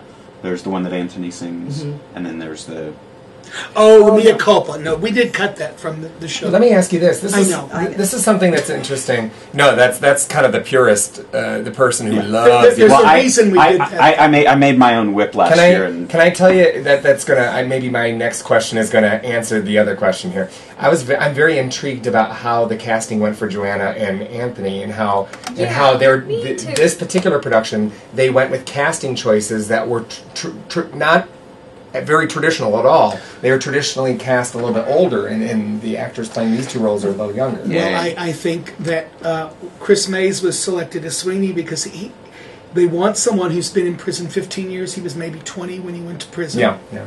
Which would make him about 35, which would make his daughter about 14 or 15 years old. Right. And we have Alexa Freeman, who was Dodger out this summer out at the ranch. And who's brilliant, by the way. Yeah, she was. And the fact that we have a gentleman, an older gentleman playing the judge, who wants to marry her and coming on to her, it's incredibly creepy because she is a 15-year-old girl. Yep.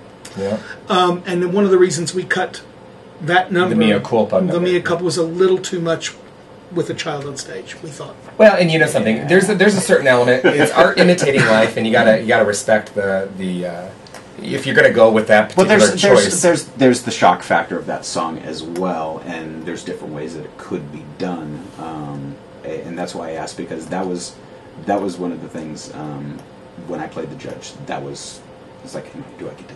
Mm-hmm. Yeah. Okay. Cool.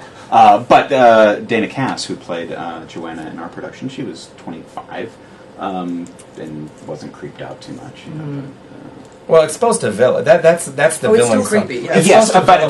Yes, but it's also one of those, you know, where he's obviously, you know,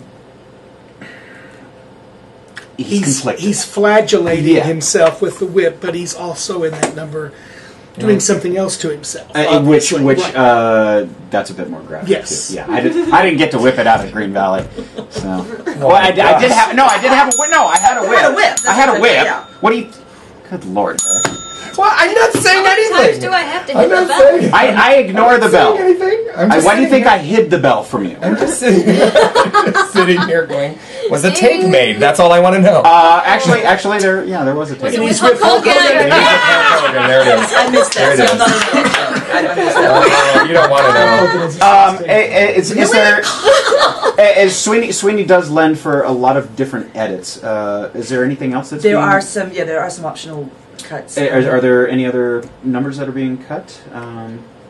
Or are you not at liberty? Well, I've heard that there are some other numbers that are cut. That's why.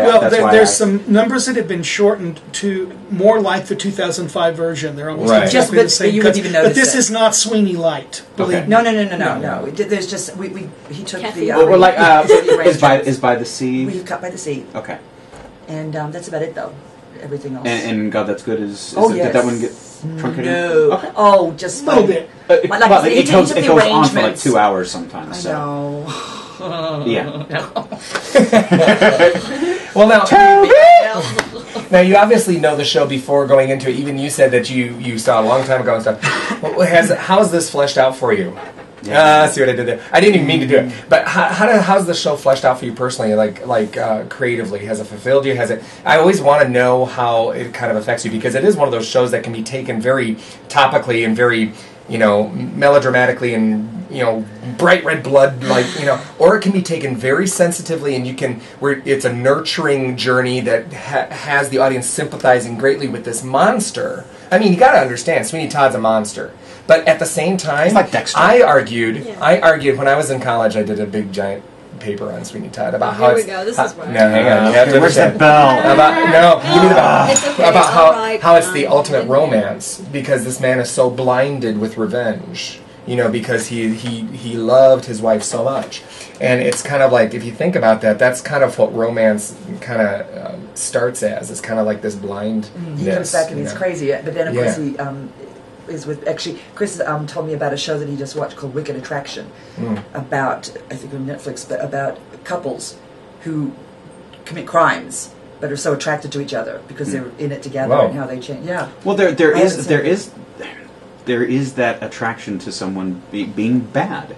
And girls like bad boys. And obviously, you know, if you don't know the story of Sweeney Todd, then by all means you should go see this show. But without the spoiler alert, there is that. Oh, hey, I'm gonna kill him. You're gonna cook him. Whoa, that's hot. Yeah, but she'll do anything for him. And again, you know, that whole blind thing. But who knows? You know, I love the fact that that character of Sweeney Todd always teeters on that threshold of, is he of sane mind or is he incredibly not? And where does this manipulation of Mrs. Lovett and all these other factors fall into place? I think he changes at the point, you know, he has that song Joanna that he's singing about the love for his daughter while he's slitting people's throats, and he's almost in a trance, sending them down. Yeah, I think at some point he loses sight of what he started killing for, and just becomes a killer. Yeah, and I like the idea that everything else is part of his alternative reality. You know, it's kind of. I just think it's a great piece. You gotta go see it. Well, and that's a wonderful thing. Jamie, go ahead. No, because the story can be told from so many different characters' points of view. Mm-hmm. So I always see it as told from Miss Lovett's point of view. That's, I think, the traditional way that it's done, because it does center around her, especially with the interactions with other characters. So, but I've only heard the music from the revival where it's told from the asylum point of view with Tobias. So I'm really interested to see how Brandon's directed it that way. I got to tell you, I saw the revival in 2005. It was kind of sad because we were front row center, and Patty LuPone had the flu and couldn't go on. But Michael Cerveris spit on us all night. Yeah, so that was nice. He's a spitter. But at any rate, I always loved the show, but I never in a million years thought I would play Tobias. Yeah. I went in auditioning thinking, I'll be the Beatle. Yeah. I'll be the judge, whatever. And then he asked me to do Tobias. So it's a real challenge, but a lot of fun. And you asked earlier, did it fulfill us creatively? It has certainly stretched me musically, because I don't read music. I have to listen to it. And Sondheim is difficult when you just listen, because the counts change abruptly. They change from one lyric to the next, which seems like the same lyric. Changes keys a lot. Change keys. Exactly. Yeah, it's made my brain want to explode. And it's one of those things where even if you've never even heard of this musical, it's a very different take on what would be perceived as a musical theater piece. You know, it's kind of dark, it's a little bit twisted, it's got a lot of what you would expect with a tale about a serial killer. And very funny. Yes, there's plenty of humor in it as well. It's hilarious as well. And I argue it's a beautiful love story buried deep in there as well. You got to find it, and you got to make it your own, but it's there, and that's why I love it, and why I find it so endearing. Still love in the dark. Well, there's the love between, you know, Anthony and Joanna, but then there's, you know, like you said, you know, there's that blind rage with Sweeney, if it's interpreted as rage or if it's interpreted as insane. Because everybody loves somebody like that with all of their heart. Well, hopefully, and it's like, I always wonder if something ever happened to my wife that would just send me completely insane. Would I have the same tendencies? And it's just like, I've got our theme for the Halloween show. I know. I've got our theme for the Halloween show. What? No. Yeah. You'll be here. Excuse me. You're going to make me insane. Thank you. Yes. I'll be calling in. Oh boy. Want to play a game? Yes. Oh Lord. I've just cut off Emily's ear. Jeez. My wife likes Halloween though. So she'll play along. So what are the dates of the show? October 12th to the 28th. October 12th to the 28th. Tickets can be purchased from the Onyx Theater's website. Calling or onyxtheater.com. And it's TRE. Yes. And we're going to give away a couple of tickets too, I think. Yeah, we have some tickets here. And you know something? What we're going to ask people to do is listen during the KSHP radio shopping show throughout the course of the week. And they're going to be giving tickets away throughout the course of the week. We want people to go and see this because, well, it is a story about a London 18th century serial killer. You know, I want you to understand that this is considered a classic in contemporary musical theater. It's it is something everybody should see. You know, you can't consider yourself a theater goer unless you've seen Sweeney Todd. And it's a different production than you've seen, you know. And it's going to be very intimate, too. Anything in the Onyx Theater is very intimate and it gives you a different perspective. When I saw Assassins there, it was just like, I've seen Assassins 3 times, and it was so, it was like right there, so visceral. Yeah. It was very nice. You saw Summer Camp there, too, right? No, I didn't see Summer Camp. Because that one was intimate as well. for different reasons. Yes. Well, we need to take one more break before coming back, and then we'll talk more with Troy Tinker and Kellie Wright about... We'll get Troy to sing. About Sweeney Todd, so hang on. We'll be right back. Sweeney Todd. Oh, Lord. I can do it, baby. I can do it. I wouldn't ask you to. We were talking politics, and I didn't do all my commercials, so I have to do one more. Sorry about that. That's all right. We had a nice, solid conversation, I thought, about politics. I always hate when... I hate it, too. We shouldn't do it. I was trying to get us out of it. Well, you did a horrible job of it. Well, we need to have a list of topics that we just go to. We need to have, like, a list. Like, we should be organized? Like Muppets... push-up pops. No, it needs to be a randomized list that we can draw out of a hat. No, not even that. Just a random word generator on. No, I like the hat that we pull out of. But that requires planning. Yeah, I know. I agree with Glenn. Let's do the tech thing. We can do it on our phone or something else. All right. Random topic generator. I think that's a good idea. Byzantine era. And then it could be a challenge to see how we could bring it back to Sweeney Todd. It'll be like the word of the day when you do it right now. I was trying to bring when we were getting off on the politics. That's why I tried to do the segue about whether or not apathy is related to the lack of arts and education. Well, how do I do it? Do you want me to just like stumble? No, I think we can't do it right now because we've got to. Oh, whose show is this? Oh well. Oh no! I'm sorry. Thank you. At least my Do you remember when we were at the auditions and you said someone should call Alexa Freeman and tell her to audition for this? You and I both called her. And did you too? Because I called her too. Again. Well, you were. Was all this still going on? No, we just wrapped it up. I think. Okay. She really is a talented She's beautiful. Scott gives you. She's an old soul. Here we go. No, I was thrilled about that, and then Scott. I knew Bill. Scott? Scott was in Joseph with us. Same with Bill. Okay. And I've known Michael Drake for years. And he's perfect for that. The only person I don't know in the cast is the judge. I know everyone else in the cast. Even some of the ensemble. I know Mike Pemberton and a couple others. Randy, and Zoe I've known for Randy Brown. Actually, we just discovered that we were in Jubilee at the same time, and we didn't even know it. Who's Beggar Woman? Kim. Okay. Yeah, I know Kim as well. Great. Yeah. Welcome back. We're sitting here with Ashley Bufkin, who we spoke with the first hour with regards to the African American Student Association of Theater and Film at UNLV. They're doing a production called The Colored Museum, and it's October 18th through the 21st. You can find information on that on Facebook. Just search AASATF, and that'll give you all the information right there, or you can just probably find information on the UNLV website as well, I would assume. And we're here also with Troy Tinker and Kellie Wright from the Onyx Theater production of Sweeney Todd that's coming up October 12th through the 28th. And that's at the Onyx Theater, like I said, and you can get it at onyxtheatre.com. That's ONYXTHEATRE.com. And Sweeney Todd, let me tell you, man, it has gone. Meat pie is an intermission too. You're selling meat pies? Maybe not meat pie, but we're going to sell pies. Oh. Meat pies. The funny thing is, I'm in Australia originally, and meat pies I grew up on. I mean, that's like hamburgers here. Like in Australia? Mm-hmm. They have meat pies in Australia? Oh, yeah. They have meat pies in America. They're called pot pies. No, they're not the same. Hot Pockets. Okay, don't get me Hot started. Pockets are... No, don't get me started with this woman is passionate about her meat pies. I have pictures on Facebook about... No, I saw your meat pies. Thank you. Then don't compare them to your pot pies here. Oh, I'm not. Pot pies are different. Same thing. They're not. Have you ever had the pies that the mashed potato is the topping? Shepherd's pie. Oh, excuse me. Wow. Gave me shepherd's pie just for my birthday. Oh. Wow. Hey, let's turn the camera on to Eric. Shepherd's pie. No, meat pies. Shepherd on top. Can we get back to the meat pies, please? Yes, please.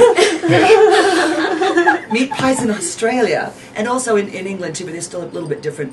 You can hold in your hand, not like the pot pies that... They're like a Polish... No.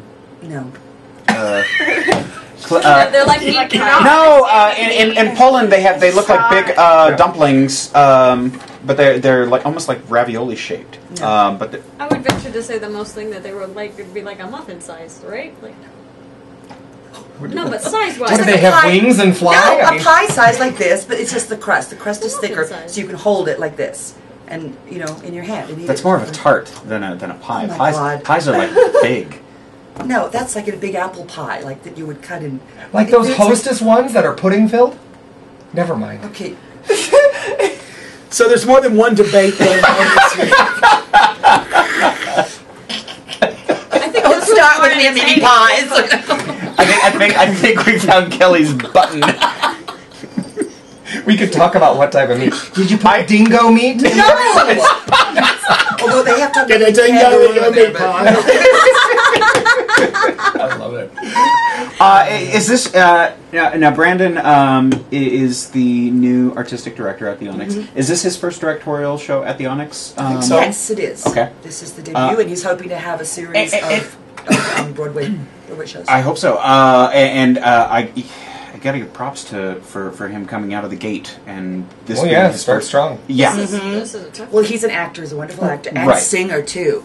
He could Wow. he could step in and do any of the roles. Yeah, he could step in and do any of the guys' parts. He's got an amazing voice. He knows everything. He may have to. Well, and that's that. It's always important that the director knows the show, especially if it comes down to a Sondheim production. Yeah. Now, Ashley, can I ask not you, like it's because you're Peter kind of Pan sitting or here all anything. quiet, have you ever seen Sweeney Todd before?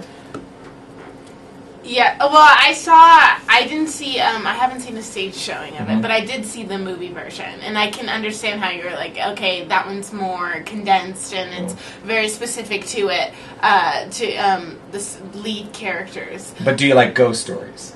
Do you like things that go bump in the night? Because if you're, talk about a perfect time to put on Sweeney Todd. I mean, this time of year when everyone's buying latex masks and jumping around corners at their significant others and going, well, the last few years, the Onyx has done. It was Cannibal the Musical, the Rocky Horror Show, Evil Dead the Musical. I was half expecting. I'd thrown it out there a while back. Silence the Musical, which is the Silence of the Lambs, which is hilarious. By the way, it's hilarious. I was like, that would be. And they already chose what they're doing next year, though. You're a good man, Charlie Brown.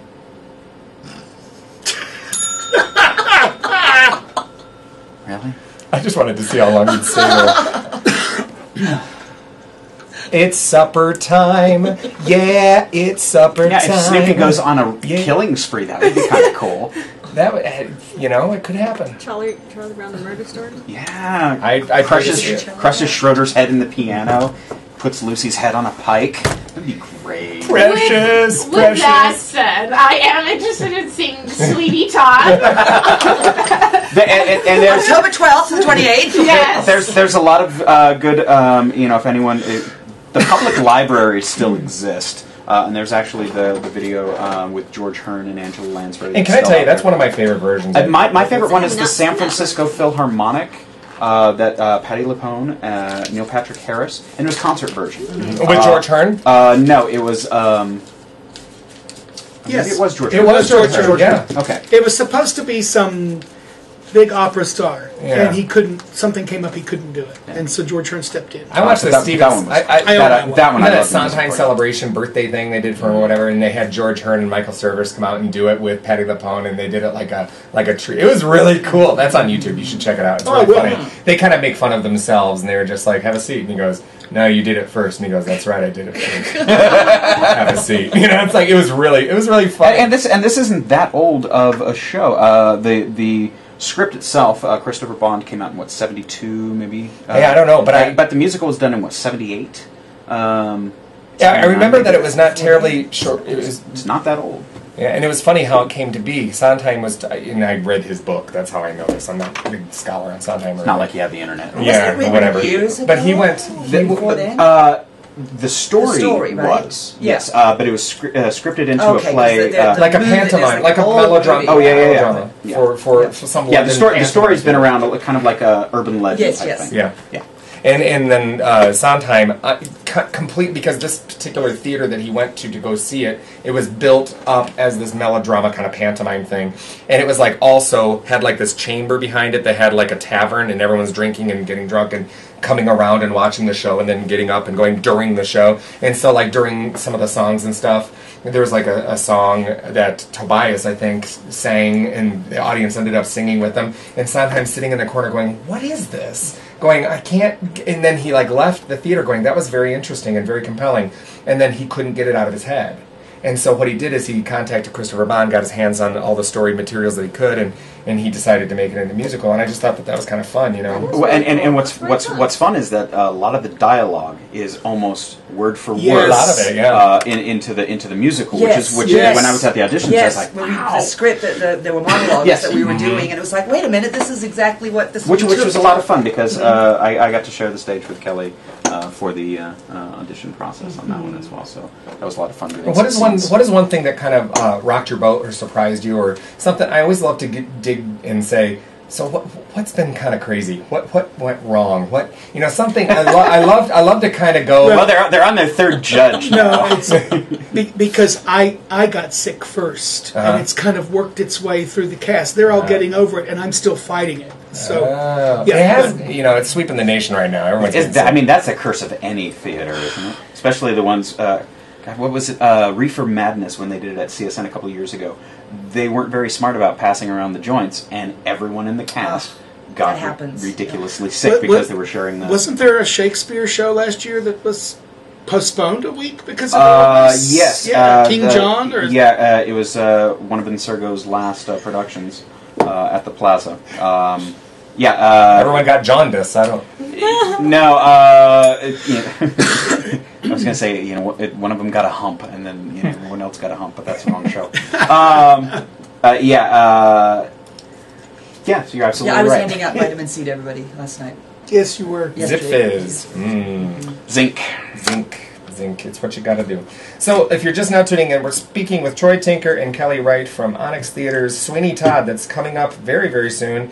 And for ticket information, or if you just want to kind of figure out what the Onyx Theater is all about, head over to onyxtheater.com. Onyx Theater, Theatre, because it's the fancy way to do it. Can we mention who else is in? Please, let's talk. Yeah. You guys have a great cast. Because I can't read it. Oh, you can't read it?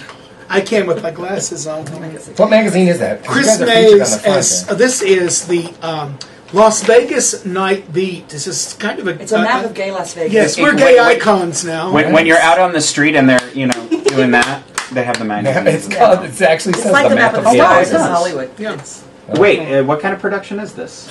Well, there's the twist we didn't tell you about. Hulk Hogan twist. Attend the tale of Sweeney Todd. We talked about Chris. That's you. Scott Gibson. Is it Ubele? I never know. Is Anthony. Alexa as Freeman as Joanna. Randy Brown as Judge Turpin. Bill Flynn as Beetle Bamford. Kim Glover as Beggar Woman. Michael Drake as Adolfo Pirelli and Jonas Fogg. Amy Solomon Ensemble, Cynthia Lynn, Mike Pemberton, Ace, Charles Gilliam in Ensemble as well. Isaiah Hiram Urabazo is doing our costumes. Set design by David Sanker. My one and only lighting design by Kelly Jean Groskopf. And creative musical coordination by Zoe Cohen-Levy. And musical direction by Chris Lash. Direction by Brandon Burke. Awful lot of familiar names. Zoe is a very accomplished cellist, and when I found out she was involved in the project, I knew the music was going to be spectacular. And I can't imagine the reduction that she's had to do, because sometimes not easy to begin with, and reducing it down for it's four not a lot. Like I said, piano. we've taken some of the arrangements that were in the 2005, which just cuts a little bit. It just condenses a couple of things. It's not.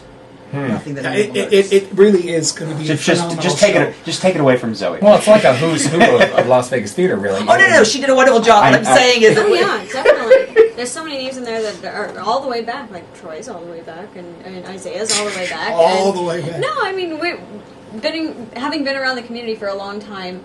I'm excited to see what some of these names are. Mike Pemberton also. Is There's three of our Joseph brethren. Right. You know, Bill, Mike, and brethren, and Scott. Yeah.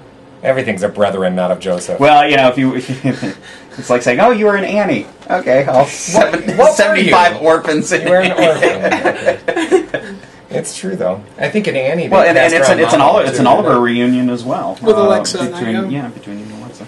Well, cool. Well, listen, you need to head over and you need to get your tickets now. I'm a big fan of getting tickets ahead of time. This one will sell out. The Halloween shows at the Onyx the last 4 years have been. It's not a big theater, so there's like 90. I think there's 94, 96. They can probably squeeze a couple more, but if you guys are actually using the audience, they probably won't be able to put in and around. Yeah. So you need, and if you want those tickets, you can call 702-732-7225. Pardon me, I don't have my radio voice going.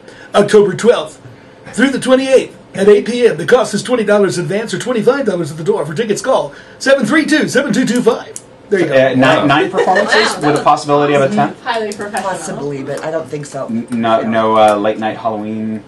We were going to try and do that, but I'm not sure if we have everybody available. Right. Yeah, you were mentioning that during the break. Okay. Well, that's great. And Sweeney Todd is one of those shows, again, like we were talking. It's kind of a dark humor to it, but it's definitely a very compelling tale, and it's got some great funny moments. It's one of those things that's kind of riddled with all kinds of moments. There's shocking, thrilling moments, and then there's a romantic moment, and then hilarious, and then it's all. And if you do like the movie, definitely go see this, because what you're going to see in the stage production is you're not going to see the cinematography of a film where you can bring the characters out a little bit more because of the filming. Be able to see these wonderful actors and their voices singing live and drawing these characters out in front of your face, literally in front of your face, because the Onyx is that intimate of a space. So I'm looking forward to it. I'm excited for and this. if anything else, I mean, even if you've been like a patron of the Onyx Theater, or if you've seen Sweeney Todd, I mean, Sweeney Todd's one of those shows that gets done and it makes it cycle, and then a couple of years will pass, and then you see it again and stuff. Even if you've seen it, Brandon Burke is somebody who's trying to make his mark with Onyx Theater and Las Vegas theater in general, and he's a very enthusiastic, very personable. I had a chance to speak with him before the interview, and he's a great guy. He seems like a very personable, great, talented young man. So it's like he really. You should go and see the show, if only to see him make his mark on this story. And I love that about theater.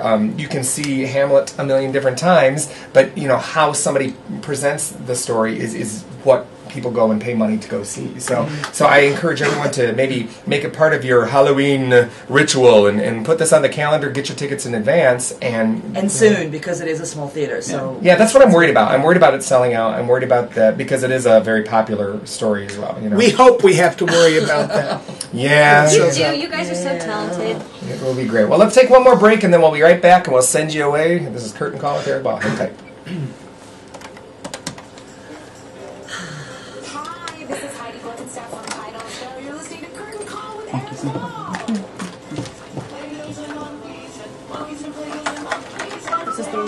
Contagious in How many of your friends left? Play Bills and Monkeys twice in one show. Have you tried turmeric and honey? Have I done one? Turmeric and honey. I just get some nice organic honey and turmeric powder, which is that like spicy or something? Yeah, it's really nasty. If you have a small jar of the honey, get a couple of tablespoons of turmeric, and then they're stirred around, and a spoonful in the morning, spoonful at night. Yeah, it's nasty. But to like clear you out or something? Yeah, it's kind of like a detox, kind of like if you did the lemon juice, the hot lemon water, cayenne pepper kind of detox type stuff. Yeah, the turmeric stuff's nasty, but luckily I haven't gotten it, and I better not this week because then it won't be pretty. Well, I love throat coat, man. Throat coat is great. The tea. Yeah. I love it. XD. Oh yes, that is my swear go-to by choice. that. Yeah. Yes. XD. Well, anytime I feel something coming on with theater, it's like echinacea, That would vitamin be C, zinc, another show. heavy doses, Remedies. just for a whole week. Remedies for sickness. Ooh, actually, that's great. Can't play that one apparently. So that everybody can give us our. No. Oh yeah, I swear. Like Hey, you rub some Vicks Vapor Rub on your feet, Hey, put there some you go. socks Yep, on, yep, and then actually, Go to fall sleep with it all asleep over your watching chest. Goonies. Can I tell you something? I did that once because somebody told I couldn't stop coughing once. They said put Vicks on your feet, I'd put heard socks this. on. And can I tell you something? I don't care if it's psychosomatic. It worked. See, Right? I will put Vicks on my chest. too. And it right under sometimes my nose. I'll even That wear smells a knit cap to bed. You ever done the Just Vicks sweat in it a out? bowl and Yeah. hold it over your... Scarf. I've done that I hate before. this. I hate being sick. I have a vaporizer. It's so inconvenient. But at least I don't have fever anymore. Last week it was awful. We've been rehearsing and I just break into a sweat. Let's send it away. Here we go. There's 4 Sweet Tomato locations in the Las Vegas and Henderson area. For more information and hours, visit Tomato. Say what? Do you have one of these? It's actually I had one. Curtain Call with Erik Ball. Okay. That's the YouTube channel. This is Roger Rees of New York's Peter and the Starcatcher, sending you back to Erik Ball here in Las Vegas. Hey, thanks for tuning in. This has been Curtain Call. I'm Erik Ball with Glenn Heath and our guest co-host, Jamie Woodard. Jamie, you are wonderful and very blue today. I love this dress. Very nice. And I just came from Wicked, so I thought it was Wicked. Oh, tonight's the last night of Wicked. Yes. Oh, I wish this was in the Yes. city more often. Gosh, I it's saw it just twice. it's It been was such so wonderful. it's been so good for the community, really. Well, yeah, and Oh, well. well, you know what? It's that whole you support community theater by going to see Wicked. I thing. know, but still, it's one of those shows, and it was so well Oh, it was done. it was a It's theater in the fantastic. community, Yes. so- It's fantastic theater. But you know, a lot of people are like, "Oh, I've got to go see Wicked." Well, you know what? You know how many great shows you missed in the last Right, year? it's true. It's very, very true. And speaking of great shows, Ashley Bufkin, thank you so much for being with us in here tonight, and thank you, Gerard Taylor, for hooking this up. I really appreciate it. Yeah, thanks for showing up, Gerard. No, you can give him grief too. I just did. African American We miss Student you. Association of Theater and Film. That's the association that they're both involved in over at UNLV. They have that production coming up called The Colored Museum. It's October 18th through the 21st, and you can get more information on their Facebook page. Just search AASATF in the search bar. And thank you, Troy Tinker and Kellie Wright. They are both a part of Onyx Theater's Sweeney Todd. We have Mrs. Lovett and Tobias Rag. I almost Tobias Rag. And you know something, the people that are involved in that production is a veritable who's who of Las Vegas theater. And Brandon Burke at the helm of that one. It's going to be a great evening of theater right before Halloween. And I'm going to give you the dates as soon as I can pull it up. October 12th through October 28th. Like I was saying, it's October 12th through the 28th. Friday, Saturday, Sunday, 8 p.m. shows. That's right. Jeez, and Dolby surround sound. And if you're listening right now, or you're catching this in the archive on the YouTube channel, which is Curtain Call with Erik Ball on YouTube, put it in the search bar. Links will be up on Facebook in the next day or two. But also check out our friends over there with Poor Richard's Players. They have the LV Tap Show webs. They record. I don't even. It's a podcast. It's a podcast, and they record it every Sunday, and then they put it on their Facebook page, and they put it on their own website. I believe it's LVTaps. But they also have a list of upcoming shows, auditions. Lysander has been diligently keeping that going, so I want to give props to. We always like our to send friends. love over to Love Taps. Yeah, regardless of the fact that they never mention us. You know something? That would be nice. That would be nice for them to mention us once in a while on their show. Actually, Lysander is all up for doing like a universal crossover. Where like we record with them in the morning and then they come and record with us at night. I think we should And do a steel cage match. It's like DC Marvel. Back to Hulk Hogan. Maybe that's what we can Comes full circle. Oh my god! All right. Well, Halloween-wise, we tear each other. Oh, that's what we should do for the Halloween show. Halloween Havoc. No, In the steel we do cage. their show. We do their show, and then they do our show. It'll be trick or treat. And we pretend like it. Trick We or LV could just Taps. pretend like we don't know what. Totally sabotage their show. Or you pretend to be them doing their show, and they pretend to be you doing your show. Oh, I wonder. Little costumes. Oh, good Must lord! have costumes. I do not think I will lose my friendships with Max, Ben, and Lysander if I do that. Oh lord! I will make this amalgamation of all three of them into one oddly. Oh lord! Character. The spell's dying. Yes. I get a lot of use on it. Our own personal plugs here. I hope you guys will head over to the Faith Lutheran website, faiththeatercompany.com, and get your tickets for Peter Pan that are coming up the first and second weekends in November. And Biloxi Blues, Glenn. Biloxi Blues, Friday, November 9th, 7 p.m., November 10th, 2 and 7 p.m. at the Henderson Convention Center. It's with South Valley Community Theater, a smaller group, really getting their feet Great going. show. But it's a great show, great cast. It's going to be a lot of fun, but in support of veterans. Yeah. In the meantime, I hope you tune in throughout the course of the week for the K-Shop radio shopping show that's on every single day. They're going to have tickets to both the Colored Museum. Now, the Colored Museum is a free show, but the vouchers that they're going to be giving away are for guaranteed front row seats. So those are great vouchers to get your hands on. And we're going to be giving tickets away to Sweeney Todd over at the Onyx Theater. So stay tuned this week. Listen in for your chances to get those tickets. In the meantime, we hope you'll listen in next week from 6 to 8 p.m. That's when we're on every Sunday for Curtain Call. And like Glenn said, you can check us out on YouTube. Just search Curtain Call with Erik Ball. Or in the meantime, go over to Facebook and like us so that we can give you all the information. And we also have the iPhone app that you can listen remotely. Or if you happen to be in Canada, you can go to kshp.com and listen live from their website as well, because I know there's going to be a mass exodus in November and things. After the election, everyone's going to be moving north, is what he's trying to say. And who knows what's going to happen, maybe not. We'll just kind of play it by ear, see what happens. But until next week, thank you so much for being on the show, guys. Here. Oh, that's right. Yes, thank you for having us. Thank you, Eric. And please come back. I mean, seriously, we'd love to have you again anytime. And for everybody out there. Except for coughing Troy. I'm getting better. Come on, be nice. All right, until then, put your butt in one of those theater seats and support the arts in the Las Vegas community and seize the day. Talk to you later. See you at the show.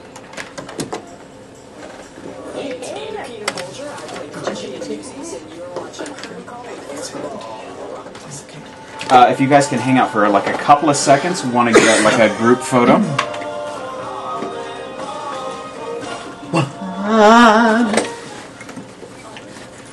I just subscribed. Oh, guys, thank you. You were great. You're always great. It was fun. It was fun and silly and fun and silly, and I love that. That's a good combo. It makes me happy. So I got to go home and suss Playbills and monkeys and monkeys and playbills and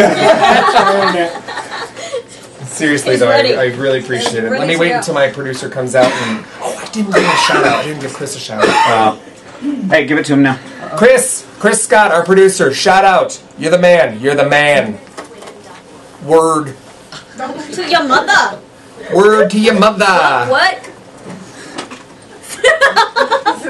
These are the stereotypes you're talking about? All right. I'm sorry. Seriously, I say that all the time. I'm from Michigan. That's as street as I get. I'm afraid. I choked on. That's what she said. We need to get a picture. Like don't leave. Say goodbye. Bye. Don't leave, Kelly. Don't leave, Troy. We need a picture. Don't leave.